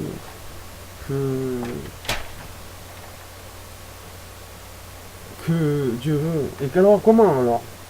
Comment quelqu'un faire un disciple, surtout dans un endroit où ça a été déjà nommé, mais la réponse elle est là. Si vous avez de l'amour les uns pour les autres, l'amour fraternel du vrai, pas religieux, le dimanche, etc. C'est très bien que l'église le dimanche a été inventée après. Le dimanche matin, etc. Qui se rassemblent tous les jours, même il y a certains passages qui disent qu'ils mettaient tout en commun, enfin, ils s'enseignaient les uns les autres tout le temps, dès qu'ils pouvaient, etc. Tout ça, c'est de la forme. Ce qui se passe aujourd'hui. On n'est pas disciple de Christ par les membres d'une assemblée, parce qu'ils disent oui, lui, il est chrétien. Qui peut savoir si quelqu'un est vraiment disciple? Mais il n'y a que Dieu qui peut le savoir. Le Saint-Esprit et le Christ. Et puis les fruits. Les fruits, c'est pas d'aller le dimanche. Les fruits, c'est pas d'avoir même peut-être, comme on l'a vu, les Juifs qui cherchent à faire des prosélytes et qui les amènent en enfer. Ce n'est même pas le temps d'avoir le talent ou le pouvoir de séduction pour amener des gens dans une assemblée. C'est pas ça, faire des disciples. D'ailleurs, je rappelle qu'il est dit dans le Nouveau Testament de ne pas laisser les nouveaux convertis à enseigner. Je pense que même un évangile, je ne sais pas si c'est bon. Il y a un verset comme ça, hein, cherchez-le si vous voulez, vous mettez commentaire en dessous, je vous le trouve, parce qu'il y est. Hein, Donc, le but, c'est de, avec toutes les nations, faire des disciples. Alors, ce n'est pas un statut officiel ou solennel chrétien. Ça ne peut pas, parce que disciple, c'est quelqu'un qui a un chemin. Un être humain ne peut pas se dire chrétien quelque part. Disciple de Christ, oui, mais chrétien, non. Même le baptême ne dit pas ça.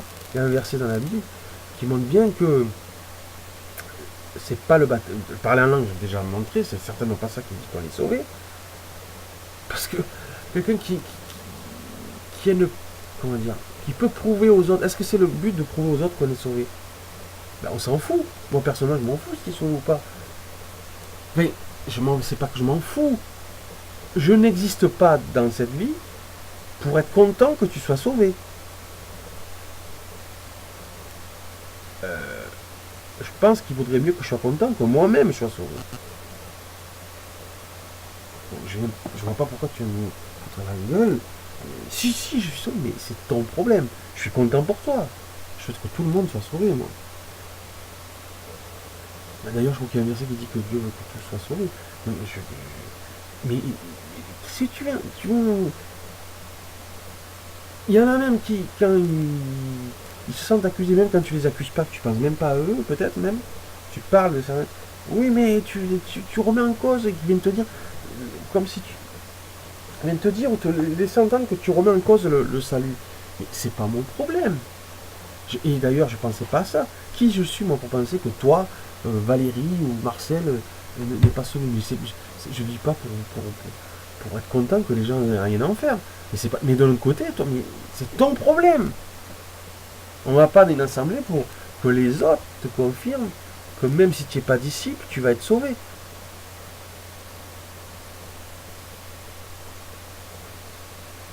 En tout cas, moi, j'y vais pas.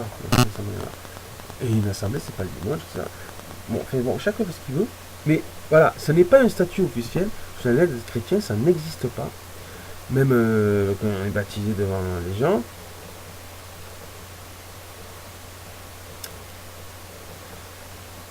Mais quand on fait peut-être son baptême, c'est affirmer devant les hommes que l'on devient disciple de Christ. Que l'on devient, mais devant les hommes, peut-être qu'on était devenu dans son cœur avant, devant les disciples. Et ce serait quoi d'être disciple? C'est peut-être, vrai disciple, c'est quoi? C'est peut-être d'être disciple de Christ, de tout son cœur, de toute sa pensée, de toute son âme, de toute sa force.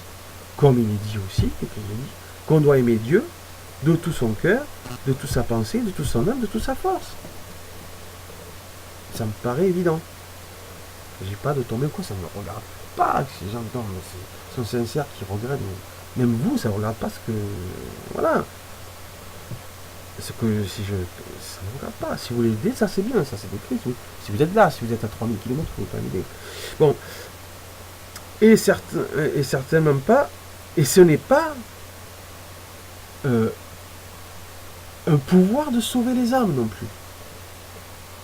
Chrétien, ça n'existe pas. Ça veut dire disciple de Christ. Donc peut-être que c'est le baptême, ça ne signifie pas qu'on est quelque chose non plus. Ça signifie certainement devant les hommes qu'on devient officiellement disciple de Christ, de tout son cœur, de toute son âme, de toute sa pensée, de toute sa force. Comme on doit aimer Dieu, son âme, dans son cœur, de toute sa force. Et ça ne signifie pas, certainement pas, qu'on a le pouvoir désormais de sauver les âmes. À la limite de faire des disciples, mais ça dépend si, surtout dans les endroits où Christ a déjà été nommé, si on a de l'amour les uns pour les autres. Parce que si les gens ne veulent pas être disciples, ou sortent d'une église, ou deviennent même anti-chrétiens parce que ça se passe n'importe comment, il ne faut pas venir les critiquer ces gens-là. Connaîtront que vous êtes disciples, et j'ai pas fini. Certains disent avoir le nom dans la foi après leur conversion, en même temps sont destinés à sauver les âmes. C'est contraire. comment tu peux prétendre avoir un don de la foi personnel, juste après ta conversion, et sauver les âmes? Les âmes doivent être convaincues que tu es disciple de Christ. Et avant cela, que tu as reconnu que tu étais pécheur. Si tu montres que tu as un don de la foi, que tu as une vision particulière, tout le monde doit évangéliser. Et là, il y en a certains qui disent, tout le monde doit évangéliser pour mon assemblée démonétique, ça prouve que tu es un fidèle envers tes frères et sœurs dans l'assemblée. Non, non, non. Ça, c'est certains croyaient impressionner d'autres en disant ça. Non, non, non. Tout le monde doit être disciple de Christ, pas d'une assemblée dénominative, etc.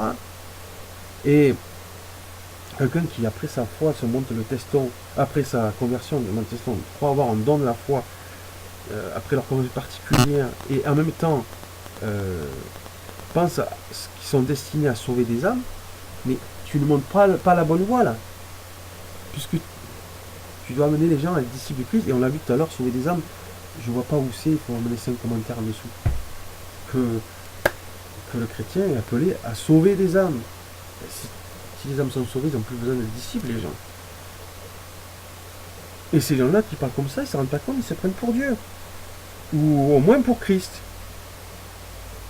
Comme sauveur. Ils se prennent pour des sauveurs. Et c'est faux.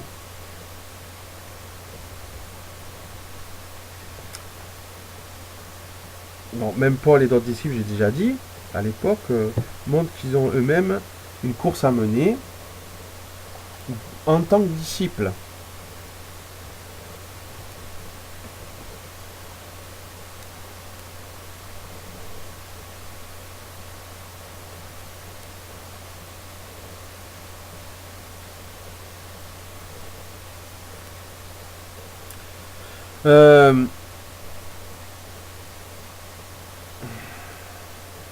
D'ailleurs, on pourrait dire comment vous pouvez faire des disciples si vous n'êtes pas un, quelque part. Les gens ne sont pas un. D'ailleurs, il y en a qui se donnent un statut parce qu'ils sont mariés chrétiennement dans une assemblée, entre guillemets chrétiennement. Ça ne veut rien dire.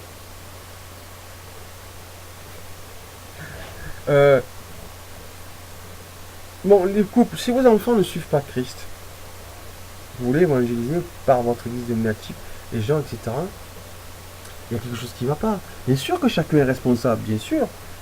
Mais pourquoi j'accuse pas les couples là, mais c'est eux qui le font. Quand ils accusent leurs jeunes, qui en même temps disent, mais si nous, en tant que chrétiens, on a péché, c'est pas grave. Et c'est le cas. C'est que certains qui ne s'en rendent pas compte. C'est comme ça qu'ils parlent. Il y a un problème. Des petites cailles. Donc c'est pas grave que l'église est déconnée, même nous, en tant que chrétiens, en tant que disciples, pas en tant que couple. Et eux, ils pensent en tant que couple. Parce qu'ils amènent de l'argent. Dans ces assemblées peut-être. Alors qu'on a vu dans notre vidéo que si on peut le faire gratuitement, on le fait gratuitement les choses. Hein. Et on travaille. Si on peut. Bon. On ne peut pas rester passif. Si tu es pasteur apôtre, tu as fait un discours le dimanche, ah bon, ça suffit pas. Une fois, deux fois, ça peut arriver qu'une semaine on médite quelque chose profondément, le temps passe, finalement on amène un très beau discours le dimanche. C'est comme ça que le dimanche que ça se passe? Non, c'est pas vrai. C'est pas vrai, c'est pas chaque dimanche ça se passe comme ça. Donc, c'est quand même étonnant ça. Ils se pardonnent eux-mêmes parce qu'ils sont un couple, comme s'ils avaient le droit d'être pardonnés plus que les autres parce qu'ils sont un couple. Et puis, ils regardent de manière condescendante, c'est la jeunesse, en général, même pas que leurs enfants. Mais si tu n'es pas disciple en tant que mère et père réel, et tu te dis chrétien, tu éloignes tes enfants, mais tu es responsable de ça. Qu'est-ce que tu viens vouloir évangéliser le monde?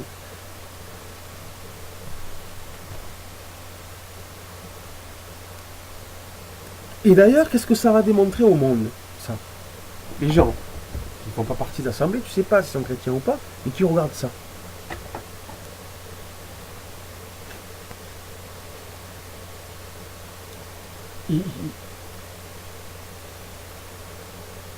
Ils vont dire que vous êtes pire que les païens.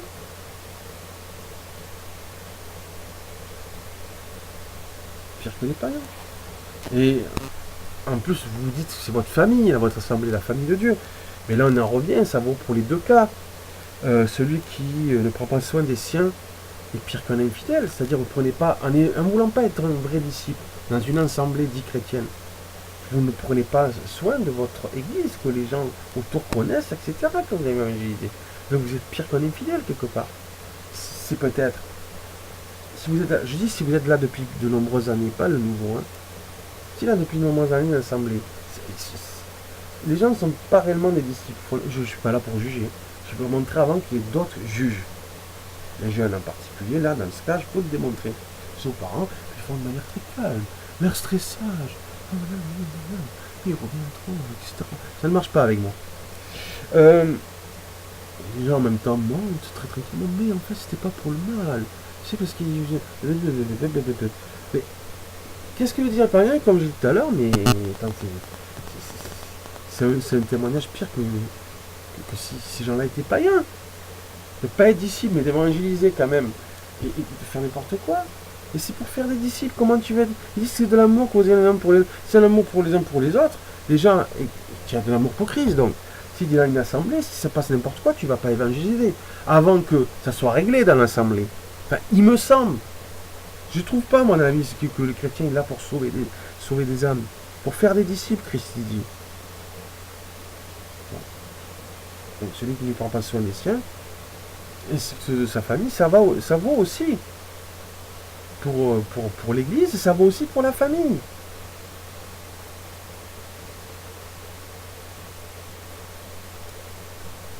Parce que là, tu vas détruire l'image de Christ, son œuvre, etc., plus qu'un païen, c'est évident. Mais je ne juge pas, je vous expliquerai que c'était le contraire. Voilà. Pas qu'une fois. Donc, oh, c'est un mauvais truc qui lui permet de dire, là, monsieur qui parle là, dans cette vidéo, il est gris. Non, je ne suis pas gris du tout. Je dis que c'est pas une fois, c'est plusieurs fois. Donc, certains veulent parler d'une catégorie, et puis, eux, ils se pardonnent eux-mêmes. Tiens donc. Tu as vu tout à l'heure comme j'ai parlé des pharisiens? On dirait qu'il est encore plus sévère que si c'était des païens. Et qu'il leur annonçait la GN plus que les païens. Mais tu fais ce que tu veux, moi je suis pas Christ. Hein.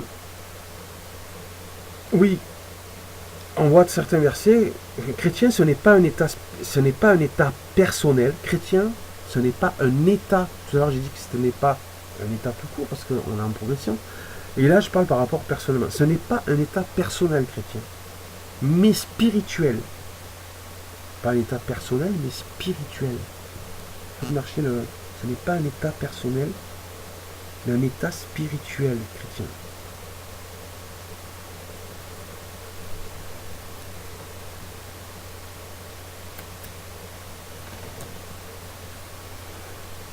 D'ailleurs, il y a un verset qui dit qu'ils étaient une seule âme. C'est juste peut-être pour... Ce n'est pas un état personnel, mais spirituel.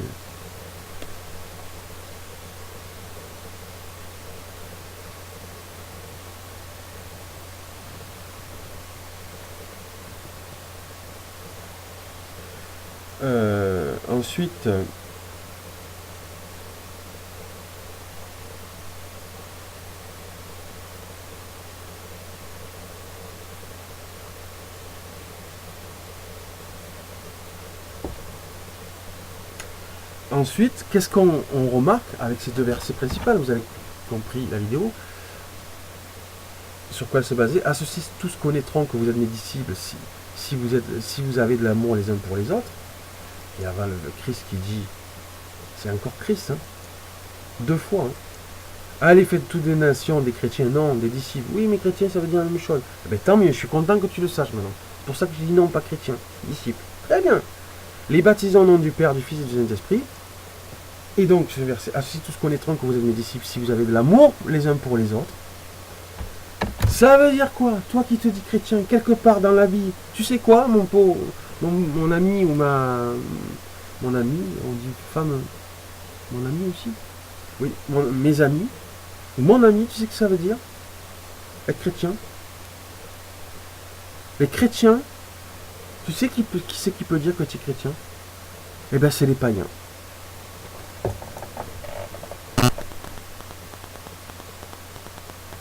finalement, c'est que les païens qui peuvent te signifier. C'est pas ton assemblée dénominative ou quoi qui peut dire, attends, lui c'est un chrétien. C'est quand le païen voit que tu es disciple de Christ,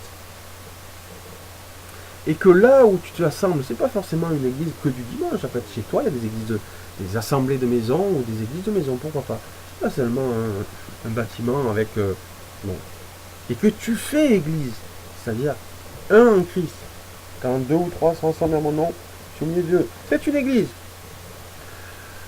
On voit que le Nouveau Testament laisse entendre que la famille, quelque part, l'église, s'il est responsable, c'est-à-dire les parents, se comportent en tant que disciples, bien entendu. C'est pas un statut qui fait en sorte qu'on n'a pas à être disciple, mère, père ou mère. C'est clair. Eh bien, les païens associent tous connaîtront que vous êtes mes disciples, pas chrétiens. Pas que j'existe, comme au départ de l'église, où les gens ne connaissaient même pas le nom de Christ, et qu'il fallait que son nom soit annoncé. L'endroit où Christ, comme j'ai expliqué, les gens sont en recherche. Il y a des endroits dans le monde où il y a des croix assez régulières. Donc ça veut dire que on est daté par rapport à Jésus-Christ. Le monde le sait entier. Le monde entier le sait. Que la plupart des endroits dans le monde on est daté par Christ. Il y a des croix un peu partout. Les gens se posent des questions. Et beaucoup se sont posés la question pour certaines assemblées. C'est que vous ne dégoûtiez pas les gens de devenir disciples de Christ. C'est ça l'essentiel. Et il y a une autre vidéo qui explique, et là pour les non-croyants, qui pourraient écouter, pourraient dire oui, mais enfin, oula, il faut grandir en amour, en connaissance, en science, grandir à la connaissance de Christ, devenir connaître Christ de plus en plus, donc, mais c'est pas une religion. Grandir en connaissance, en amour fraternel, etc., etc.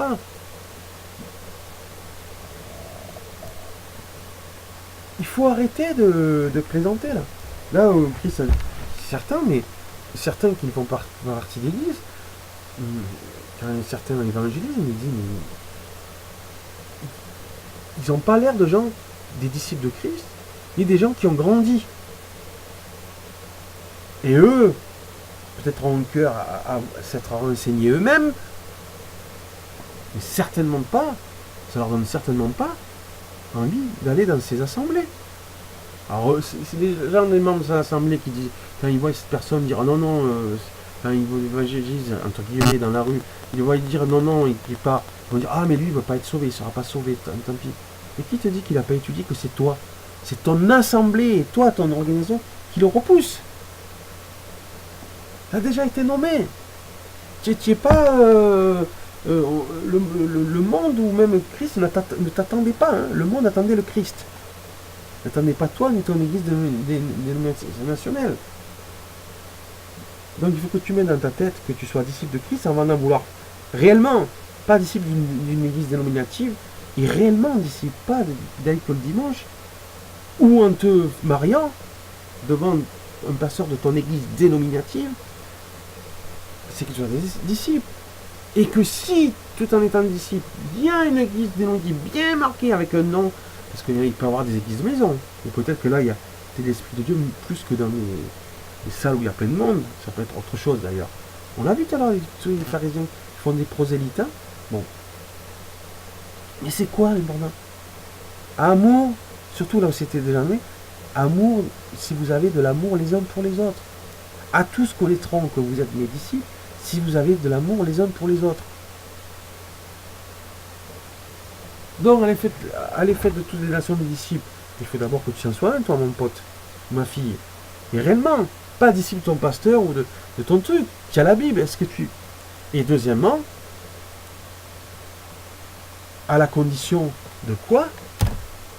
Si vous avez de l'amour pour les uns et les autres, tu pourras faire des disciples du réel. Pas du religieux, de l'illuminé. L'amour fraternel, il y a marqué. Pour avoir de l'amour fraternel, ça veut dire amour fraternel, là, hein, dans Jean 13,35. Si vous avez de l'amour les uns pour les autres. Mais je vais le faire de même que je l'ai dit. J'espère ne pas me tromper. Je vais vérifier. Je crois que c'est amour fraternel. Ah oui, c'est amour fraternel, vérifié. Mais c'est pas besoin de. Les gens n'ont pas besoin d'un illuminé, entre guillemets. L'amour fraternel n'a pas besoin comment dire.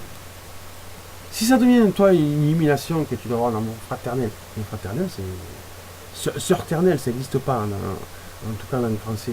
C'est pas l'histoire de frères hommes ou femmes, fraternel envers les femmes et les hommes.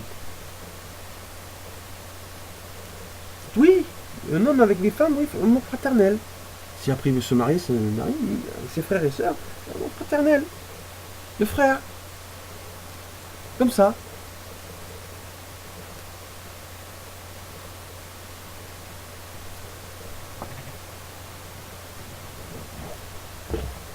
Voilà, je crois que j'ai tout dit. C'est une assemblée.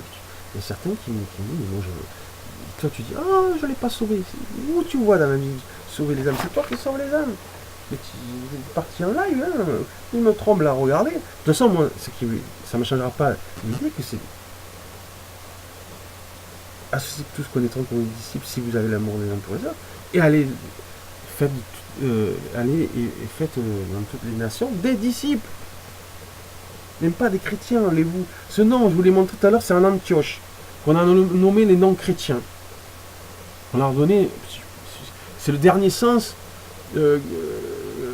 Quand c'est donné, c'est donner un titre. Mais c'est pas le premier titre. Hein. C'est pas le premier mot. Mais si tu veux dire que quelqu'un qui a donné un titre, mais c'est même pas le cas. C'est juste nommer les gens, les disciples de Christ, chrétiens. C'est des étrangers qui ont appelé chrétiens la première fois. Des étrangers. Alors, une assemblée qui fait n'importe quoi et qui, les gens le savent, mais qui sont illuminés, qui vont quand même évangéliser, c'est du n'importe quoi. Il y a beaucoup de travail pour les disciples. En plus de progresser en ceci, cela, il y a une vidéo qui le montre bien, une connaissance en science, connaissance de Christ, en amour fraternel, etc. D'oser vouloir faire des prosélytes, des membres, en n'étant soi-même pas un disciple, c'est grave. Et si on s'en tient l'évangile, c'est peut-être même plus grave que d'agir en païen. Bon, de toute façon, il faut réécouter, je pense, plusieurs fois, parce que je parle de sauver des âmes, de gagner le monde si on perd son âme. L'essentiel, c'est disciple. Et je rappellerai que c'est pas moi le sujet. On va dire oui, pourquoi il dit ça? Parce que là, peut-être, je dis peut-être, mais ce que je dis, c'est vrai. À part que je viens trompé sur le fait qu'il y a marqué quelque part qu'on était là, le chrétien, pour sauver des âmes. Peut-être il y est, mais ça n'empêchera pas pour. Je crois. Il n'y est pas, hein, moi je crois pas, mais si je. Mais en tout cas, ce qui est sûr, c'est que si tu connais tant que vous avez dit, si vous avez l'amour les uns pour les autres, et allez faire de nations, des disciples. Pas des membres, un disciple n'est pas membre de quoi que ce soit. En tout cas, il n'est pas de manière définitive ceci ou cela. De toute façon, il va progresser. Peut-être dans l'heure, dans la minute, demain, etc. C'est un disciple, il est sur le chemin, il progresse. Il n'est pas définitivement quelque chose. Et ceux qui se moquent de ça et qui ne le font pas sérieusement, moi je sais pas, ça ne me regarde pas ce que Dieu fera. J'ai pas moi à dire qu'il ira au paradis. Ou qu'elle ira au paradis. Ni qu'il ira en enfer non plus. Mais c'est quand même énorme que des associations de missionnaires disent qu'ils sont là pour sauver des âmes. Waouh!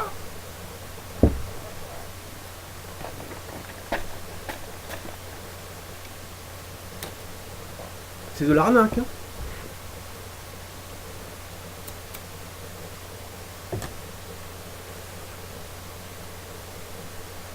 Déjà, c'est ce manque d'humilité, parce que Jésus lui-même disciple.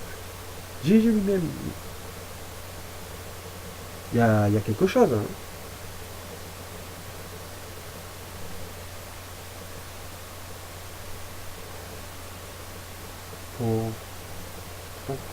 Moi, c'est pas la question, c'est pas mon sujet.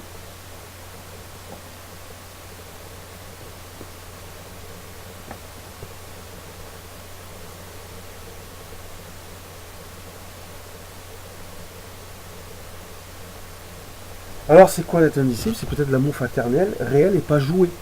Et pas joué comme un pharisien. Réel. Il y a plein de versets qui disent, je sais pas, bon, regardez, au lieu de vous occuper que de vos affaires, c'est matériaux, ayez aussi intérêt à ceux des autres. Il y a plein, exhortez-vous les uns les autres, etc., etc. Sauvez des âmes. Je ne sais pas quel sera le sort de ceux qui ont parlé comme ça.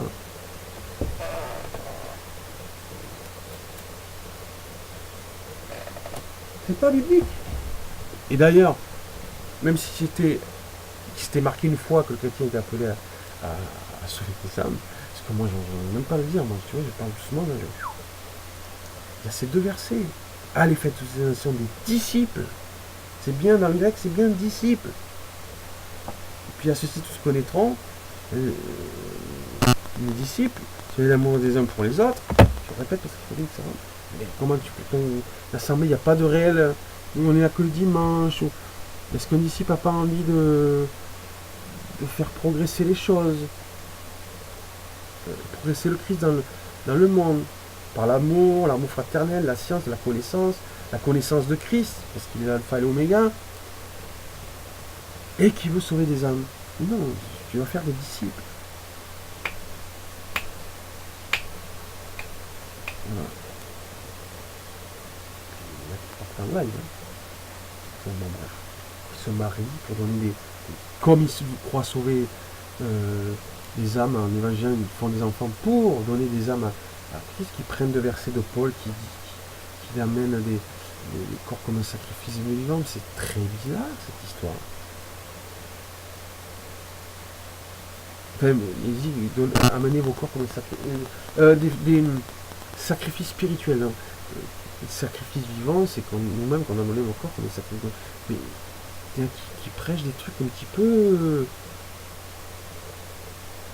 étonnants, hein, d'amener des gens à se convertir comme si c'était des sacrifices spirituels. Enfin, vous voyez, c'est quand même spécial. C'est étrange. Ah oui, moi je connais un petit peu. Enfin, j'essaie avec crainte, quand j'ai lu les évangiles et la Bible. Voilà, je crois pas que c'est ça, hein, le but. Hein. C'est craignant, ça.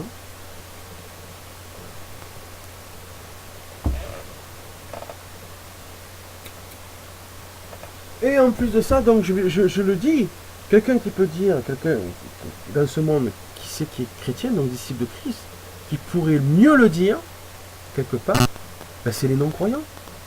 À ceux-ci, tous connaîtront que vous êtes mes disciples, si vous avez de l'amour les uns pour les autres. De l'amour les uns pour les autres. À tous, j'ai regardé dans le grec, hein, à ceux-ci, tous connaîtront que vous êtes mes disciples. C'est ce qu'on doit être, puisqu'il est dit tout à l'heure, allez, faites des disciples, vous-même, vous êtes convertis pour être des disciples, mais à ceux-ci, tous connaîtront que vous êtes mes disciples, si vous avez de l'amour les uns pour les autres. Donc, qui c'est qui peut dire, qui c'est qui semble être un chrétien ou pas? Je dis qui semble pour être, parce que personne n'a jugé, mais il ne faut pas prendre à habituer les païens non plus de juger les autres, c'est-à-dire les chrétiens. Mais il semble que, qui c'est qui peut dire qui c'est qui est disciple de Christ ou pas, mieux que les autres, c'est les non-croyants, qui ont un petit peu, je parle surtout peut-être dans des pays où Christ a déjà été annoncé, où les gens peuvent se renseigner, avoir des Bibles, ils ont beaucoup entendu parler de Christ. Je veux dire, il y a des pays, les États-Unis, Angleterre, Allemagne, France par exemple, il faut arrêter. Quelqu'un veut savoir, il sait un peu plus, il lit la Bible, il fait bon.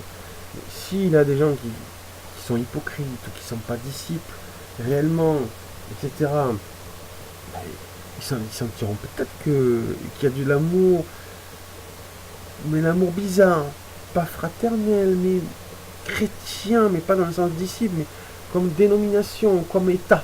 L'état de je suis chrétien. Non, chrétien c'est disciple. C'est pas de se positionner supérieurement par rapport aux autres, même aux païens. Donc, finalement, qui c'est qui peut définir saint chrétien? C'est pas parce que tu vas dans ton église, toi, entre guillemets, ton assemblée, que si, c'est notre frère, il est chrétien. que tu me feras plier dans le sens de mes convictions. Parce que, à ceci, tous connaîtront que vous êtes mes disciples, si vous avez l'amour les uns pour les autres.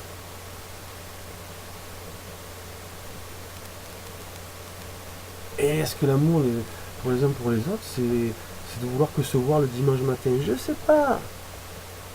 Je sais pas. Moi, désolé, hein. Ça fait penser plutôt à de la religion, ça.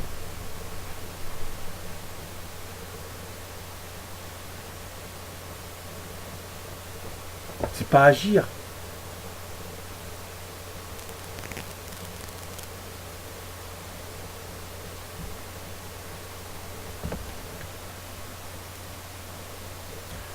Que Dieu vous bénisse.